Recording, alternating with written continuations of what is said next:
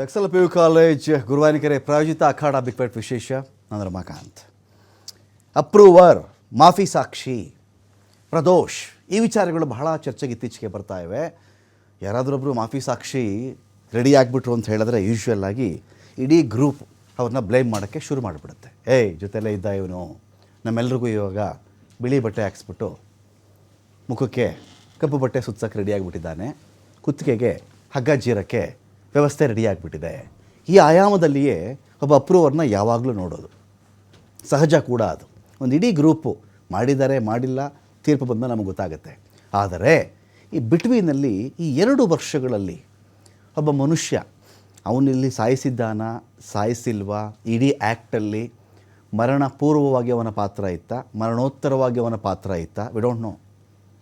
ಅಥವಾ ಅವನು ಯಾವ ಸಂದರ್ಭದಲ್ಲಿ ಒಂದು ಅಭಿಮಾನಕ್ಕೆ ಕಟ್ಟು ಬಿದ್ದೋ, ಸ್ನೇಹಕ್ಕೆ ಕಟ್ಟು ಬಿದ್ದೋ, ಅಥವಾ ಬೇರೆ ದಾರಿ ಇಲ್ಲದೆಯೋ, ತನಗೆ ಯಾರು ತನ್ನನ್ನು ಆರಾಧ್ಯ ಅಂತ ಒಬ್ಬ ಮನುಷ್ಯ ನಾನು ಭಾವಿಸ್ತಾ ಇದ್ದೀನಲ್ಲ, ಆ ಮನುಷ್ಯನೇ ಸತ್ತೋಗ್ಬಿಡ್ತೀನಿ ನಾನು, ನನ್ನೀವ ಕೈ ಬಿಡಬೇಡಿ ಅಂತ ಕೇಳಿಕೊಂಡ ಕಾಲಘಟ್ಟದಲ್ಲಿ ದುಡ್ಡು ತಗೊಂಡ್ನೋ, ಬಾಡಿನಲ್ಲಿಂದ ಬೇರೆ ಕಡೆ ಸಾಗಿಸಿದ್ನೋ, ಪೊಲೀಸರನ್ನು ಕಾಂಟ್ಯಾಕ್ಟ್ ಮಾಡಿದ್ನೋ, ಮೊಬೈಲ್ ಬಿಸಾಕಿದ್ನೋ, ನೂರಾರು ಕಥೆಗಳಿರ್ತವೆ. ಎಲ್ಲದರ ಆಚೆಗೆ ಅವನೊಬ್ಬ ಮನುಷ್ಯ, ಅವನಿಗೂ ಒಂದು ಕುಟುಂಬ ಇದೆ, ಅವನಿಗೂ ಮಕ್ಕಳಿದ್ದಾರೆ. 2 ವರ್ಷ ಶಿಕ್ಷೆ ಅನುಭವಿಸಿಯೂ ಆಯಿತು, ಯಾವ ಕಡೆಗೂ ಹೋಗ್ತಾ ಇಲ್ಲ.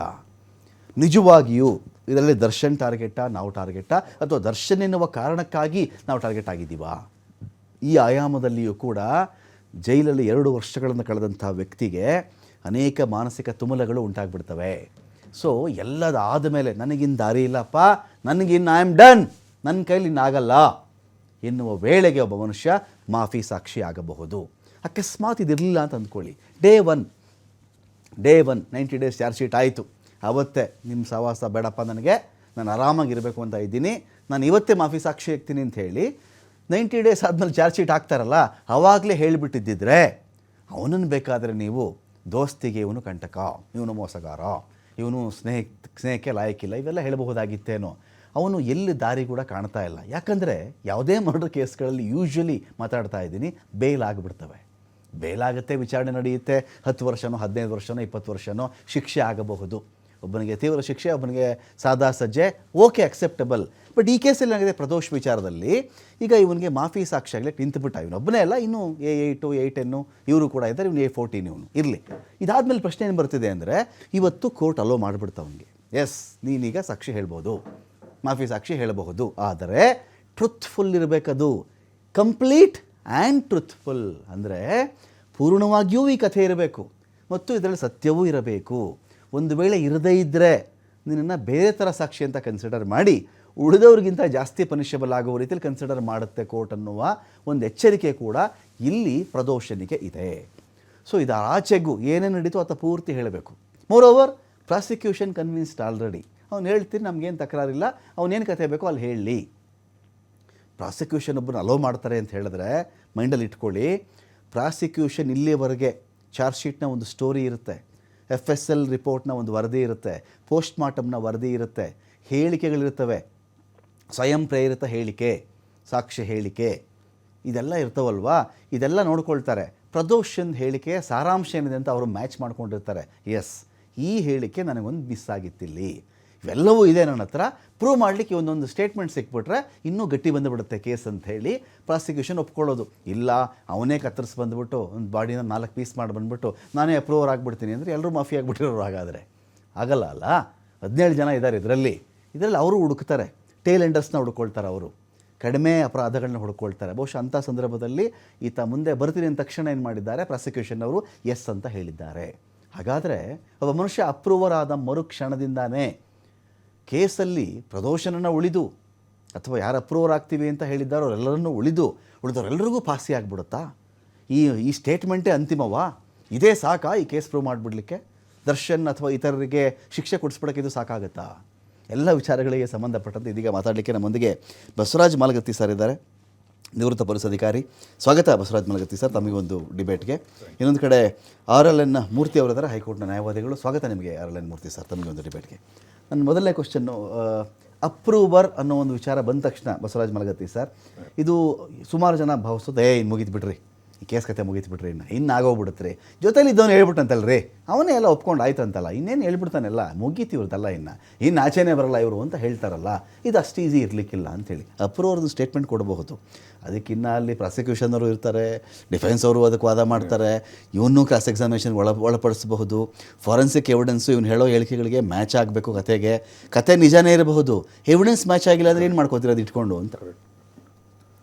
ಏನಾದ್ರು ಅಪ್ರೂವರ್ ಆಗಿದ್ದಾನೆ, ಬಟ್ ಈ ಪೊಲೀಸರ ಮುಂದೆ ಅಪ್ರೂವರ್ ಆಗ್ಬೋದಾಗಿತ್ತು. ಅವಾಗ ನಾನು ಅಪ್ರೂವರ್ ಆಗ್ತೇನೆ, ನನಗೆ ಈಗ ಹೇಳಿಕೆ ತಗೋ ಅಂತ ಹೇಳ್ಬೋದಾಗಿತ್ತು. ಅದು ಯಾಕೋ ಗೊತ್ತಾಗಿಲ್ಲ. ಬಟ್ 2 ವರ್ಷ ಆದ್ಮೇಲೆ ಈಗ ಅಪ್ರೂವರ್ ಆಗ್ತೀನಿ ಅಂತ ಹೇಳ್ತಾ ಇದ್ದಾನೆ. ಅದಕ್ಕೆ ಕಾರಣ ಏನಿರಬಹುದು ಅಂತ ಬಗ್ಗೆನೂ ವಿಚಾರ ಮಾಡ್ತಾರೆ. ಓಕೆ, ನಿಮ್ಮ ಪ್ರಕಾರ ಇದೇನು ಜ್ಞಾನೋದಯ, ಈಗ ಹೆಂಗ್ ಜ್ಞಾನೋದಯ ಆತ ಅವನಿಗೆ? ಅವ್ನಿಗೇನಾದ್ರೂ ಏನು ಒತ್ತಡ, ಅಪರಾಧಿ ಪ್ರಜ್ಞೆ, ಬೇಸರ, ಶಿಕ್ಷೆ ಆಗಲ್ಲ, ಜೈಲಲ್ಲಿ ಇರಕ್ ಆಗಲ್ಲ. ನನಗನ್ಸ ಮಟ್ಟಿಗೆ ಆ ವಿನಯ್ ಕುಲಕರ್ಣಿ ಕೇಸ್ನಲ್ಲಿ ಒಬ್ಬ ಅಪ್ರೂವರ್ ಆದ, ಕರೆಕ್ಟ್. ಅವನು ಆರಾಮ ಜೈಲಿನಿಂದ ಹೊರಗೆ ಬಂದ. ಇನ್ಸ್ಪೈರ್ ಆಯ್ತಾ? ಅದು ಏನಾದ್ರೂ ಇವನಿಗೆ ಇನ್ಸ್ಪೈರ್ ಆಯ್ತಾ ಅಂತ ನನಗೆ ಅನಿಸ್ತಾ ಇದೆ. ತಂದೆ ತಾಯಿನೆಲ್ಲ ಸಾಯಿಸ್ತಾರಲ್ಲ ಸರ್, ಮೊನ್ನೆ ತಂದೆ ತಾಯಿ ಸಾಯಿಸಿ ಸಹೋದರಿ ಸಾಯಿಸಿದಾರಲ್ಲ, ಆ ಹೆಣ್ಣು ಮಗಳು ಕೂಡ ರೆಡಿ, ಈಗ ನಾನು ಅಪ್ರೂವರ್ ಆಗ್ತೀನಿ ಅಂತ ಹೇಳ್ಬಿಟ್ಲು. ಮೊನ್ನೆ ಪ್ರಿಯಕರ ಮಾಡಿದ್ದು ನಾನು ನೋಡ್ತಾ ಇದ್ದೆ, ಬೇಡ ಅಂದೆ, ಅವನೇ ಸಾಯಿಸ್ಬಿಟ್ಟ ಅಂದ್ರು. ಇಲ್ಲ, ಇದು ಪ್ರಭಾವ ಬಹಳ ಮಂದಿ ಮೇಲೆ ಬೀರ್ತಾ ಇದೆ. ಅದು ಮತ್ತೆ ಗೈಡು ಮಾಡ್ತಾರೆ, ಅವ್ರವ್ರ ವಕೀಲರು ಇರ್ತಾರೆ, ನೀವ್ ಯಾಕೆ ಏನೋ ಮಾಡ್ಲಾರ್ದು, ನೀನ್ ಯಾಕೆ ಜೈಲಿನಲ್ಲಿ ಕೊಳಿತೀಯಾ, ನೀನು ಅಪ್ರೂವರ್ ಆಗು ಅಂತ ಗೈಡೆನ್ಸು ಮಾಡಿರ್ತಾರೆ. ಸೊ ಆ ಪ್ರಕಾರ ಇವಂಗ ಅಪ್ರೂವರ್ ಮಾಡಿದ್ದಾರೆ. ಇವತ್ತು ಕೋರ್ಟ್ ಅಕ್ಸೆಪ್ಟ್ ಮಾಡಿದೆ. ಅದು ಪ್ರಾಸಿಕ್ಯೂಷನ್ದವರು ಅದಕ್ಕೆ ಅಪ್ರೂವರ್ ಮಾಡಿದ್ದಾರೆ. ಅವ್ರೇನು ಅದಕ್ಕೆ ಅಬ್ಜೆಕ್ಟ್ ಮಾಡಿಲ್ಲ, ಯಾಕಂದ್ರೆ ಎವಿಡೆನ್ಸ್ ಇದು ಸ್ಟ್ರಾಂಗ್ ಎವಿಡೆನ್ಸ್ ಆಗ್ತದೆ. ಯಾಕೋ ಐ ವಿಟ್ನೆಸ್ ಇದ್ದಾನೆ, ಇವನು ಒಂದು ಪಾರ್ಟ್ ಇದ್ದ ಅದರಲ್ಲಿ ಭಾಗಿಯಾಗಿದ್ದಾನೆ. 30 ಲಕ್ಷ ಕೊಡೋದು ತಗೊಳ್ಳೋ ವ್ಯವಹಾರದಲ್ಲಿ, ಜೊತೆಗೆ ಡೆಡ್ ಬಾಡಿ ಸಾಗಿಸೋದಲ್ಲಿ, ಆಮೇಲೆ 30 ಲಕ್ಷ ದುಡ್ಡು, ಮುಂಚಿನ ಅಪ್ರೂವರ್ಗಳು. ಸೊ ಇವೆಲ್ಲ ಇಂಪಾರ್ಟೆಂಟ್ ಇದು ಇದೆ ಒಂದು ಇದರಲ್ಲಿ ಭಾಗ ಇರೋದ್ರಿಂದ ಸ್ವಲ್ಪ ಇವನಿಗೆ ಕನ್ವಿಕ್ಷನ್ ಆಗೋ ರೀತಿಯಲ್ಲಿ ಸ್ವಲ್ಪ ಎಫೆಕ್ಟ್ ಆಗಬಹುದು ನನ್ನ ಲೆಕ್ಕದಲ್ಲಿ. ಇದು ಡಿಪೆಂಡ್ಸ್ ಅಪಾನ್ ಹಿಸ್ ಎವಿಡೆನ್ಸ್. ಅವನು ಏನು ಕೋರ್ಟ್ನಲ್ಲಿ ಎವಿಡೆನ್ಸ್ ಮಾಡ್ತಾನೆ, ಅವಾಗೆ ಕ್ರಾಸ್ನಲ್ಲಿ ಏನು ಹೇಳ್ತಾನೆ ಇವನು, ಡಿಫೆನ್ಸ್ ಲಾಯರ್ ಹೇಗೆ ಕ್ರಾಸ್ ಮಾಡ್ತಾರ ಅದೆಲ್ಲ ಡಿಪೆಂಡ್. ಅದ್ರಾಗೇನು ಉಲ್ಟಾ ಪಲ್ಟಾ ಹೊಡೆದ ಅಥವಾ ಹೇಳೋದ್ರಲ್ಲಿನೇ ಏನಾದರೂ. ಈಗ ಇನ್ನೊಂದೇನಿದೆ, ಇದರಲ್ಲಿ ಪೋಸ್ಟ್ ಮಾರ್ಟಮ್ ರಿಪೋರ್ಟ್ ಆಗಲಿ, FSL ರಿಪೋರ್ಟ್ ಆಗಲಿ, ಇದೇ ಹೊಡೆದಿಂದ ಇವನು ಸತ್ತಿದ್ದಾನೆ ಅಂತ ಅನ್ನೋದಿಲ್ಲ. ದರ್ಶನದ ಕಾಲು ತುಳಿದು ಏನು ಶಿವಜಿಂದ ಇದು ಮಾಡಿದ್ದಾನೆ, ಅದೇ ಕಾರಣದಿಂದ ಸತ್ತಾನೋ ಅಥವಾ ಎಲೆಕ್ಟ್ರಿಕಲ್ ಕಾರಣದಿಂದ ಸತ್ತಾನೋ, ಹೊಡೆದಿದ್ದು ಸತ್ತಾನೋ, ಇನ್ನೊಬ್ರು ಯಾರು ಹೊಡೆದಿದ್ದು ಸತ್ತಾನೋ. 14-17 ಮಂದಿ ಆರೋಪಿಗಳಿದ್ರು. ಅದರಲ್ಲಿ ಒಂದಿಬ್ರು ಮೊದಲೇ ಅಪ್ರೂವರ್ ಆಗಿದ್ದಾರೆ, ಈಗ ಇವನು 3ನೇದವನು. ಈ ಇಷ್ಟೊಂದೆಲ್ಲ ಸಾಕ್ಷಿಗಳಿರುವಾಗ ಮುಂದೆ ಎವಿಡೆನ್ಸ್ ಕಲೆಕ್ಟ್ ಮಾಡಿದ್ದಾರೆ. ಟೆಕ್ನಿಕಲ್ ಎವಿಡೆನ್ಸ್ ಇದಾವೆ, ಫೊರೆನ್ಸಿಕ್ ಎವಿಡೆನ್ಸ್ ಇದಾವೆ, ಬೇಕಾದಷ್ಟು ಎವಿಡೆನ್ಸ್ ಕಲೆಕ್ಟ್ ಮಾಡಿ 241 ಸಾಕ್ಷಿಗಳನ್ನ ಕಲೆಕ್ಟ್ ಮಾಡಿದ್ದಾರೆ. ಇದು ಒಮ್ಮೆನೆ ಅನಿಸ್ತದೆ, ಇದು ಲಾಂಗ್ ಪ್ರೊಸೆಸ್ ಮಾಡಿ ಇದು ಎಲ್ಲಿ ಮುಂದೆ ಇವನು 1 ವರ್ಷದಲ್ಲಿ ಏನು ಮುಗಿಸಂತ ಹೇಳಿದ್ದಾರೆ ಸುಪ್ರೀಂ ಕೋರ್ಟು. ಎಲ್ಲಿ ಅಡ್ವಾನ್ಸ್ ಆಗಿ ಇವನು ಇದು ಹಾಕಿ ಮುಂದೆ ಬೇಲಿಗೆ ಬರುವಲ್ಲಿ ಎಲ್ಲಿ ಇದು ಅನುಕೂಲ ಆಗ್ತದೆ. ಈಗ ನೋಡಿ, ಇದು ಅಪ್ರೂವರ್ ಆದ ಕೂಡಲೇ ಇದು ಪ್ರೊಸೆಸ್ ಸ್ಟಾರ್ಟ್ ಆಗಿ ಮುಗಿಬೇಕಾದ್ರೆ ಮಿನಿಮಮ್ 1 ತಿಂಗಳು ಬೇಕು. ಈಗ ಅವ್ನಿಗೆ 8 ದಿವಸ ಟೈಮ್ ಕೊಟ್ಟರು, ಈಗ ಅದು ಅಕ್ಸೆಪ್ಟ್ ಮಾಡ್ಕೊಂಡ್ರು. ಮತ್ತೆ ಅವನಿಗೆ ಎಲ್ಲ ಹೇಳಿದ್ರು, ನೋಡು ವಾಲಂಟ್ರಿಯಾಗಿ ಹೇಳ್ಬೇಕು, ನಿಂದು ಯಾವ್ದು ಪ್ರೆಷರ್ ಇರಬಾರ್ದು, ಯಾರು ಆಮಿಷ ಒಡ್ಡಿದ್ರ, ಯಾರು ಧಮಕಿ ಹಾಕಿದ್ರ, ನೀನು ಇದು ಸ್ವ ಇಚ್ಛೆಯಿಂದ ಹೇಳ್ತೀಯ ಅಥವಾ ಹೇಗೋ ಅಂತ ನಿನಗೂ ಶಿಕ್ಷೆ ಆಗ್ತದೆ, ಎಲ್ಲ ಅವ್ರಿಗೂ ಮ್ಯಾಜಿಸ್ಟ್ರೇಟ್ ಎಲ್ಲ ಹೇಳಿರ್ತಾರೆ. ಇದೆಲ್ಲ ಅವರು ಇದನ್ನ ಸೆಷನ್ ಕೋರ್ಟ್ನವ್ರು ಮಾಡ್ಕೊಳ್ಳೋದಿಲ್ಲ, ಸಬಾರ್ಡಿನೇಟ್ ಕೋರ್ಟಿಗೆ ಡೈರೆಕ್ಷನ್ ಕೊಡ್ತಾರೆ. ಅವ್ರು ಇದನ್ನ ರೆಕಾರ್ಡ್ ಮಾಡ್ಕೊಂಡು ಅದನ್ನ ಲಕೋಟಿ ಮೇಲೆ ಇದಕ್ಕೆ ಸೆಷನ್ ಕೋರ್ಟಿಗೆ ಕಳಿಸ್ತಾರೆ. ಬಟ್ ಅವಾಗ ಏನು ಟೈಮಿಂಗ್ ಕೊಟ್ಟಿರ್ತಾರೆ, ಅವ್ನು ಏನು ಕೋರ್ಟ್ ಮುಂದೆ ಡಿವಿಲಿ ಮಾಡ್ತಾನೆ ಅದ್ರ ಮೇಲೆ ಡಿಪೆಂಡು, ನಾಳೆ ಕ್ರಾಸ್ ಮೇಲೂ ಡಿಪೆಂಡು, ಎರಡರ ಮೇಲೂ ಡಿಪೆಂಡ್ ಆಗ್ತದೆ. ಸರ್ ಮೂರ್ತಿ ಸರ್, ಒಂದು ಪ್ರಶ್ನೆ ಆಯಿತು ನಂದು. ಈಗ ಏನಾಗುತ್ತೆ, ಪ್ರದೋಷ್ ಏನೇ ಕಥೆಗಳನ್ನು ಇವತ್ತು ಹೇಳಿದ್ರು ಕೂಡ ಅದೆಲ್ಲವೂ ಭಾಗ 1 call details, location data, vehicle movements, post mortem findings, blood or biological ಎವಿಡೆನ್ಸ್ಗಳು, ಡಿಜಿಟಲ್ ಕಮ್ಯುನಿಕೇಷನ್ಸ್ ಬೇಕಾಗುತ್ತೆ, ಅಲ್ಲಿ ಫೋಟೋಗ್ರಾಫ್ಸು, ವಿಡಿಯೋಸ್ ಬೇಕಾಗುತ್ತೆ, ಮತ್ತು recovery of objects or vehicles. ಇಷ್ಟು ವಿಚಾರಗಳಿಗೂ ಬಹುತೇಕವಾಗಿ ತಾಳೆ ಆಗಬೇಕು ಅಂತೇಳಿ ಪ್ರದೋಷ್ ಏನೋ ಅಲ್ಲಿ ಹೇಳ್ತಾ ಇದ್ದರೆ, ಅಂದರೆ ಆಲ್ಮೋಸ್ಟ್ ಪ್ರದೋಷನನ್ನು ಇದೀಗ ಪ್ರಾಸಿಕ್ಯೂಷನ್ ಪರವಾದ ಸಾಕ್ಷಿ ಅಂತಲೇ ಕನ್ಸಿಡರ್ ಮಾಡಲಾಗುತ್ತೆ. ಡಿಫೆನ್ಸ್ ಅವರೇನು ಸುಮ್ಮನೆ ಕೂತಿರಲ್ಲ ಇದಕ್ಕೆ. ಡಿಫೆನ್ಸ್ ಅವರೇನು ಸುಮ್ಮನೆ ಕೂತ್ಕೊಂಡು ಭಾಳ ಅದ್ಭುತವಾಗಿ ಕಥೆ ಹೇಳ್ತಿದ್ಯಪ್ಪ ಅಂತ ಕಥೆಯನ್ನು ಕೇಳ್ಕೊಂಡು ನಾನು ಕೂತ್ಕೊಳ್ಳಲ್ಲ. ಸೊ ಇದಕ್ಕೆ ಮ್ಯಾಚ್ ಮಾಡದೇ ಇದ್ದರೆ ಅವಾಗೆಲ್ಲ ಕೇಸ್ ಉಲ್ಟಾ ಆಗಲ್ವಾ ಮತ್ತೆ ಅಂತ. ಸರ್, ಈಗ ನಾನು ನಿಮಗೊಂದು ಕ್ಲಾರಿಫೈ ಮಾಡ್ತೀನಿ. ಪ್ರದೋಷವನ್ನು ಉಟ್ಕೊಂಡಿರೋದು ಇತ್ತೀಚೆಗೆ, ಕರೆಕ್ಟ್, 1 ತಿಂಗಳು ಆಗಿರ್ಬೋದು ಅಷ್ಟೇ. ಅದು ಈ ಪ್ರದೋಷ್ ಒಂದು ವಿವಾದ ಅಥವಾ ವಾದ ವಿವಾದ ಉಟ್ಕೊಂಡಿರೋದು. ಸೊ ಅದಕ್ಕಿಂತ ಮುಂಚೆ ನಮ್ಮ ಪ್ರಾಸಿಕ್ಯೂಷನ್ನು ಒಂದು ಮರ್ಡರ್ ಕೇಸ್ ಮೇಲೆ ಓಕೆ ದರ್ಶನ್ ಅಂತ ಪ್ರಭಾವಿ ವ್ಯಕ್ತಿ ಮೇಲೆ ಚಾರ್ಜ್ ಶೀಟ್ ಫೈಲ್ ಮಾಡಬೇಕಾದ್ರೆ ನಮ್ಮ ಪ್ರಾಸಿಕ್ಯೂಷನ್ ಇಲಾಖೆ ಏನು ಪೊಲೀಸ್ ಇಲಾಖೆ ಏನು ಸರ್ ಅದು ಸುಲಭನಾಗಿ ಮಾಡೋಕ್ಕಾಗುತ್ತಾ ಸರ್? ಸಾಕ್ಷಿ ಆಧಾರ ತಾವು ಹೇಳಿದ್ರಿ, ಒಂದು ಲಿಸ್ಟ್ ಕೊಟ್ರಿ, ಒಂದು ಪಟ್ಟಿ ಕೊಟ್ರಿ, ಅಷ್ಟು ಪಟ್ಟಿಗಳು ಸರ್ ಎವ್ರಿ ಆಬ್ಜೆಕ್ಟ್ ಆ ಫ್ಲೋ ಚಾರ್ಟ್ಗೆ ಆ ವ್ಯಕ್ತಿಗೆ ಆ ಕಾಲ್ ರೆಕಾರ್ಡ್ಗೆ ಮ್ಯಾಚ್ ಆಗೋ ಥರ ಆಗಿ ಅವ್ರು ಚಾರ್ಜ್ ಶೀಟ್ ಮಾಡಿ ಹೌದಪ್ಪ ನೀನು ಶಿಕ್ಷೆ ನೀನು ನೀನು ನೀನು ಅಪರಾಧ ಎಸಗಿದ್ಯಾ ಅಂತೇಳಿ ಚಾರ್ಜ್ ಶೀಟ್ ಫೈಲ್ ಮಾಡ್ತಾರೆ ಸರ್. ಇದೇ ಸರ್ ನಮ್ಮಲ್ಲಿ ಈ ಅಪ್ರೂವರ್ ಅನ್ನೋದು ಈಗ ನಮ್ಮಲ್ಲಿ ಇದು ಟ್ರಯಲ್ ಸ್ಟೇಜ್ದು. ಓಕೆ, ಇದು ಪ್ರೀ ಟ್ರಯಲ್ ಸ್ಟೇಜ್ ಅಲ್ಲ, ಪ್ರೀ ಟ್ರಯಲ್ ಸ್ಟೇಜ್ ಇದ್ರು ಏನು ಪೊಲೀಸ್ನವ್ರದ್ದು. ಈಗ ಪೊಲೀಸವ್ರ ಮುಂದೆ ಯಾರು ಬೇಕಾದ್ರೂ ಹೋಗಿ ತಾವೇ ಹೇಳ್ತಿದ್ರಿ ಫಸ್ಟ್ ಬ್ಯಾಚ್ ಆಫ್ ಏನು ಅಪ್ರೂವರ್ ಅದು ಆಗ್ಲಿಲ್ಲ, ಅವ್ರ ಅಪ್ರೂವರ್ ಹಾಕೋದ್ರು ಪೊಲೀಸರು ಬಿಟ್ಕೊಂಡಿಲ್ಲ, ಅವ್ರಿಗೆ ಡೌಟ್ ಬಂದ್ಬಿಡ್ತು ಇದೇನ ಕತೆ ಬೇರೆ ತರ ಇದೆಯಲ್ಲ ಇದು ಅಂತ. ಅದೇ ರೀತಿ ಸರ್, ಅದೇ ರೀತಿ ಡೌಟು ಪ್ರದೂಷು ಅದೇ ತರ ಕೊಟ್ಬಿಟ್ಟಿದ್ರು, ಅವಲೇ ಕೊಡ್ಬೋದಾಗಿತ್ತು. ಅದು ಪ್ರೀ ಟ್ರಯಲ್ ಇನ್ವೆಸ್ಟಿಗೇಷನ್ ಸ್ಟೇಜಲ್ಲಿ. ಸರ್ ಈಗ ನಮ್ಮಲ್ಲಿ ಇನ್ನೊಂದಿದೆ, ಇವತ್ತು ಪ್ರದೋಷಿಂದ ಈ ಒಂದು ಕೇಸ್ ನಿಂತಿಲ್ಲ. ಓಕೆ, ಅದೇ ರೀತಿ ಪ್ರದೋಷಿಂದ ಈ ಒಂದು ಕೇಸ್ ಹಾಳಾಗೋಗಲ್ಲ, ಏನೂ ಆಗಲ್ಲ. ಇದಕ್ಕೆ ನೀವು ತಾವೇ ಹೇಳ್ದಂಗೆ ಕ್ರಾಸ್ ಎಕ್ಸಾಮಿನೇಷನ್ ಮಾಡ್ತಾರೆ, ತನಿಖೆ ಮಾಡ್ತಾರೆ, ಮರು ತನಿಖೆ ಮಾಡ್ತಾರೆ, ಆಮೇಲೆ ಕಾನ್ಸಿಕ್ವೆನ್ಸಸ್ ಏನ್ ನ್ಯಾಯಾಧೀಶರು ಹೇಳಿದ್ದಾರೆ, ಕಾನ್ಸಿಕ್ವೆನ್ಸ್ ಏನಾಗುತ್ತೆ, ನಿನಗೂ ಶಿಕ್ಷೆ ಆಗುತ್ತೆ. ನಿನ್ನೆ ನಾನು ಸುಮ್ಮನೆ ಬಿಟ್ಬಿಡೋದಿಲ್ಲ, ಪೂರ್ತಿಯಾಗೂ ಹೇಳ್ಬೇಕು, ಸತ್ಯವನ್ನು ಹೇಳ್ಬೇಕು, ನಿನ್ನ ಪಾತ್ರನೂ ಸೇರಿಸಿ ಹೇಳ್ಬೇಕು ಇದರಲ್ಲಿ. ನೀನ್ ಹೇಳೋ ಹೇಳಿಕೆ ಅವ್ರಿಗೆ ಅದಕ್ಕೆ ನೀವೇ ಬದಲು ಹೇಳ್ತಿದ್ರಿ, ಜೋಡಣೆ ಆಗ್ಬೇಕು. ಈಗ ನೀನು ಏನೋ ನಿಂದೇ ಒಂದು ಕತೆ ಹೇಳಕ್ಕಾಗಲ್ಲ. ಇಲ್ಲಿ ಇನ್ವೆಸ್ಟಿಗೇಷನ್ ಮಾಡೋ ಆಫೀಸರ್ ಕತೆ ಪ್ರಾಸಿಕ್ಯೂಷನ್ಗೂ ಬೇಕಾಗಿಲ್ಲ ಸರ್, ಬೇಕಾಗಿಲ್ಲ. ಪ್ರದೋಷ್ ಏನೇನೋ ಕತೆ ಹೇಳ್ತಾನೆ ಅಂದ್ರೆ very strong case in their hand. They know that ನಮಗೆ ನಾವು ಕೇಸ್ ತನಿಖೆ ಮಾಡಿದೀವಿ, ನಾವು ಕೋರ್ಟ್ ಅಲ್ಲಿ ಅದೇ ತರ ಏನ್ ತನಿಖೆ ಮಾಡಿದೀವಿ ಅದನ್ನ ಕೋರ್ಟ್ ಮಂಡಿಸಿದೀವಿ, ಕೋರ್ಟ್ ಅದು ವಿಚಾರಣೆ ತಗೊಂಡಿದೆ.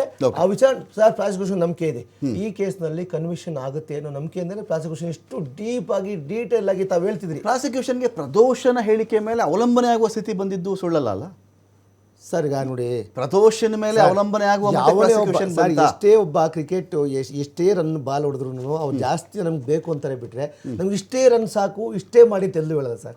ಪ್ರಾಸಿಕ್ಯೂಷನ್ ಅವರು ಅವ್ರ ಕೇಸ್ ಗೆಲ್ಲಲಿಕ್ಕೆ ಪ್ರದೋಷ ಅಂತ ಟೆಸ್ಟ್ ಅಲ್ಲಿ ಇನ್ನಿಂಗ್ಸ್ ಡಿಕ್ಲೇರ್ ಮಾಡ್ಬಿಡ್ತಾರೆ ಸರ್. ಅದಕ್ಕೆ ಕೇಳಿದೆ, ಇನ್ನಿಂಗ್ಸ್ ಡಿಕ್ಲೇರ್ ಮಾಡ್ಬಿಡ್ತಾರೆ ಟೆಸ್ಟ್ ಅಲ್ಲಿ ಒಂದ್ಸಲ ಮಾಡ್ಕೊತಾರೆ ಸರ್. ಇಂಥ ಕೇಸ್ಗಳಲ್ಲಿ ಪ್ರಾಸಿಕ್ಯೂಷನ್ ಈಗ ಒಳಗೊಳಗೆ ಅವ್ರು ಖುಷಿ ಆಗ್ತಿದೆ. ಏನಂದ್ರೆ ತಾವ್ ಹೇಳ್ತಿದ್ರಿ ಇದೆಲ್ಲ ಮ್ಯಾಚ್ ಮಾಡ್ಬೇಕಲ್ಲ, ಆ ಮ್ಯಾಚ್ ಮಾಡೋಕೆ ಒಬ್ಬ ಸಿಕ್ಕವನೇ ಯಾರು, ಪ್ರದೋಷ್, ಅಲ್ಲಿಗೆ ನಾವು ಕೇಸ್ ಗೆದ್ದು ಓಕೆ ಅನ್ನೋದೊಂದು ನಂಬಿಕೆ ಅಲ್ಲಿ ಬಂದ್ಬಿಟ್ಟಿದೆ. ಫಸ್ಟ್ ನಂಬಿಕೆ ಇತ್ತು ಅವ್ರಿಗೆ, ಯಾರಿಗೆ ಫಸ್ಟ್ ಆಲ್ ನಂಬಿಕೆ ಇತ್ತು ಅವರು ಸರ್. ಅವರು ಅಷ್ಟು ಸ್ಟ್ರಾಂಗ್. ರತ್ನಪ್ರಭಾ ಅವ್ರ ಕೇಸಲ್ಲಿ ಸ್ವಲ್ಪ ಗಲಿಬಿಲಿ ಆದಂಗೆ ಆಗ್ಲಿಲ್ವಾ ಇವರು ಪ್ರಾಸಿಕ್ಯೂಷನ್ ಅವರು? ಮೂರ್ತಿ ಸರ್ ಈಗ ರತ್ನಪ್ರಭಾ ಅವ್ರ ಹೇಳಿಕೆ ಬಟ್ಟೆ ಶರ್ಟು ಫೋನ್ ಮಾಡಿ ನೋಡಿ ಸರ್, ನಿಮ್ಗೆ ಹೇಳ್ತೀನಿ ನಾನು, ಅಲ್ಲಿ ಸ್ವಲ್ಪ ಗಲಿಬಿಲಿ ಆದಂಗೆ ನಿಮ್ಗೆ ಹೇಳ್ತೀನಿ ನಾನು. ಇಂಥ ಒಂದು ಸೀರಿಯಸ್ ಏನು ಈನಿಯಸ್ ಅಫೆನ್ಸ್ ಇರೋ ಕೇಸಲ್ಲಿ ಸರ್ ಅವರು ಆ ವಿಟ್ನೆಸ್ ಬಂದು ಐ ವಿಟ್ನೆಸ್ ಅಲ್ಲ, ಕರೆಕ್ಟ್. ಆಮೇಲೆ ಆ ಸರ್ಕಮ್ಸ್ಟೆನ್ಸ್ ವಿಟ್ನೆಸ್ಸು ಅಲ್ಲ, ಅವರು ಒಂದು ತಾಯಿ ಅಷ್ಟೇ. ಬಟ್ ಇಮಿಡಿಯೇಟ್ ಆಗಿ ಹಾಸ್ಟೆಲ್ ವಿಟ್ನೆಸ್ ಕನ್ಸಿಡರ್ ಮಾಡ್ಬಿಡಿ ಅಂತ ಹೇಳಿ ಕನ್ಕ್ಲೂಷನ್ ಬಂದ್ಬಿಟ್ರಲ್ಲ ಪ್ರಾಸಿಕ್ಯೂಷನ್. ಅದು ನನ್ನ ಕ್ವಶನ್. ಇಮಿಡಿಯೇಟ್ಲಿ ಸ್ವಲ್ಪ ಗಲಿಬಿಲಿ ಆಗ್ಬೋದು, ಆ ತಾಯಿಗೆ ಕೋರ್ಟ್ ನೋಡಿರಲ್ಲ, ಪೊಲೀಸ್ ನೋಡಿರಲ್ಲ, ಜಡ್ಜ್ಗಳು ನೋಡಿರಲ್ಲ, ಅವರು ಗಾಬರಿಲಿ ಬಂದಿರಬಹುದು. ನಿಮ್ಗೆ ನಾನು ಹೇಳ್ತೀನಿ, ಕೋರ್ಟ್ನಲ್ಲಿ ಕೇಸ್ ನಡೆಸೋದು ಒಂದು ಕಲೆ. ಅಂದ್ರೆ ಯಾರ್ಯಾರ ಕೇಸು ಪ್ರಾಸಿಕ್ಯೂಷನ್ ಕೇಸು ಪ್ರಾಸಿಕ್ಯೂಟರ್ ಕಲೆ, defence counsel case defence counsel ಕಲೆ. ಆ ಒಂದು ಸರ್ಕಮ್ಸ್ಟೆನ್ಸ್ ಆ ವಿಟ್ನೆಸ್ನ ನೋಡಿ ಸರ್. ನಾವು ವರ್ಷ ಎಲ್ಲ ಎಕ್ಸಾಮ್ ಮಾಡಿರ್ತೀವಿ ಸರ್, ವರ್ಷ ಎಲ್ಲ ಎಕ್ಸಾಮ್ ಓದಿರ್ತೀವಿ. ಎಕ್ಸಾಮ್ ಇರೋದೇ ಕೇವಲ 3 ಅವರ್ ಟೈಮು, ಅದು ಗೋಲ್ಡನ್ ಅವರ್ ಟೈಮ್. ಆ ಗೋಲ್ಡನ್ ಅವರ್ ಟೈಮಲ್ಲಿ ನಾವು ವರ್ಷ ಓದಿದೆಲ್ಲ ತಗೋಬೇಕು. ಅದೇ ರೀತಿ ಸರ್ ಪ್ರಾಸಿಕ್ಯೂಷನ್ ಅವರು ಏನೆಲ್ಲ ಇನ್ವೆಸ್ಟಿಗೇಷನ್ ಮಾಡಿರ್ತಾರೆ ಪೊಲೀಸರು, ಅದೆಲ್ಲ ಡಿಪೆಂಡ್ ಆಗಿರೋದು ಆ ಬಾಕ್ಸ್ ಅಲ್ಲಿ ನಿಂತಿರೋ ಜಡ್ಜ್ ಮುಂದೆ ನಿಂತಕ್ಕಂಥ ವಿಟ್ನೆಸ್ಸು. ಅಲ್ಲಿ ಏನ್ ಹೇಳ್ತಾರೆ that is the golden hour, ultimately ಅದು.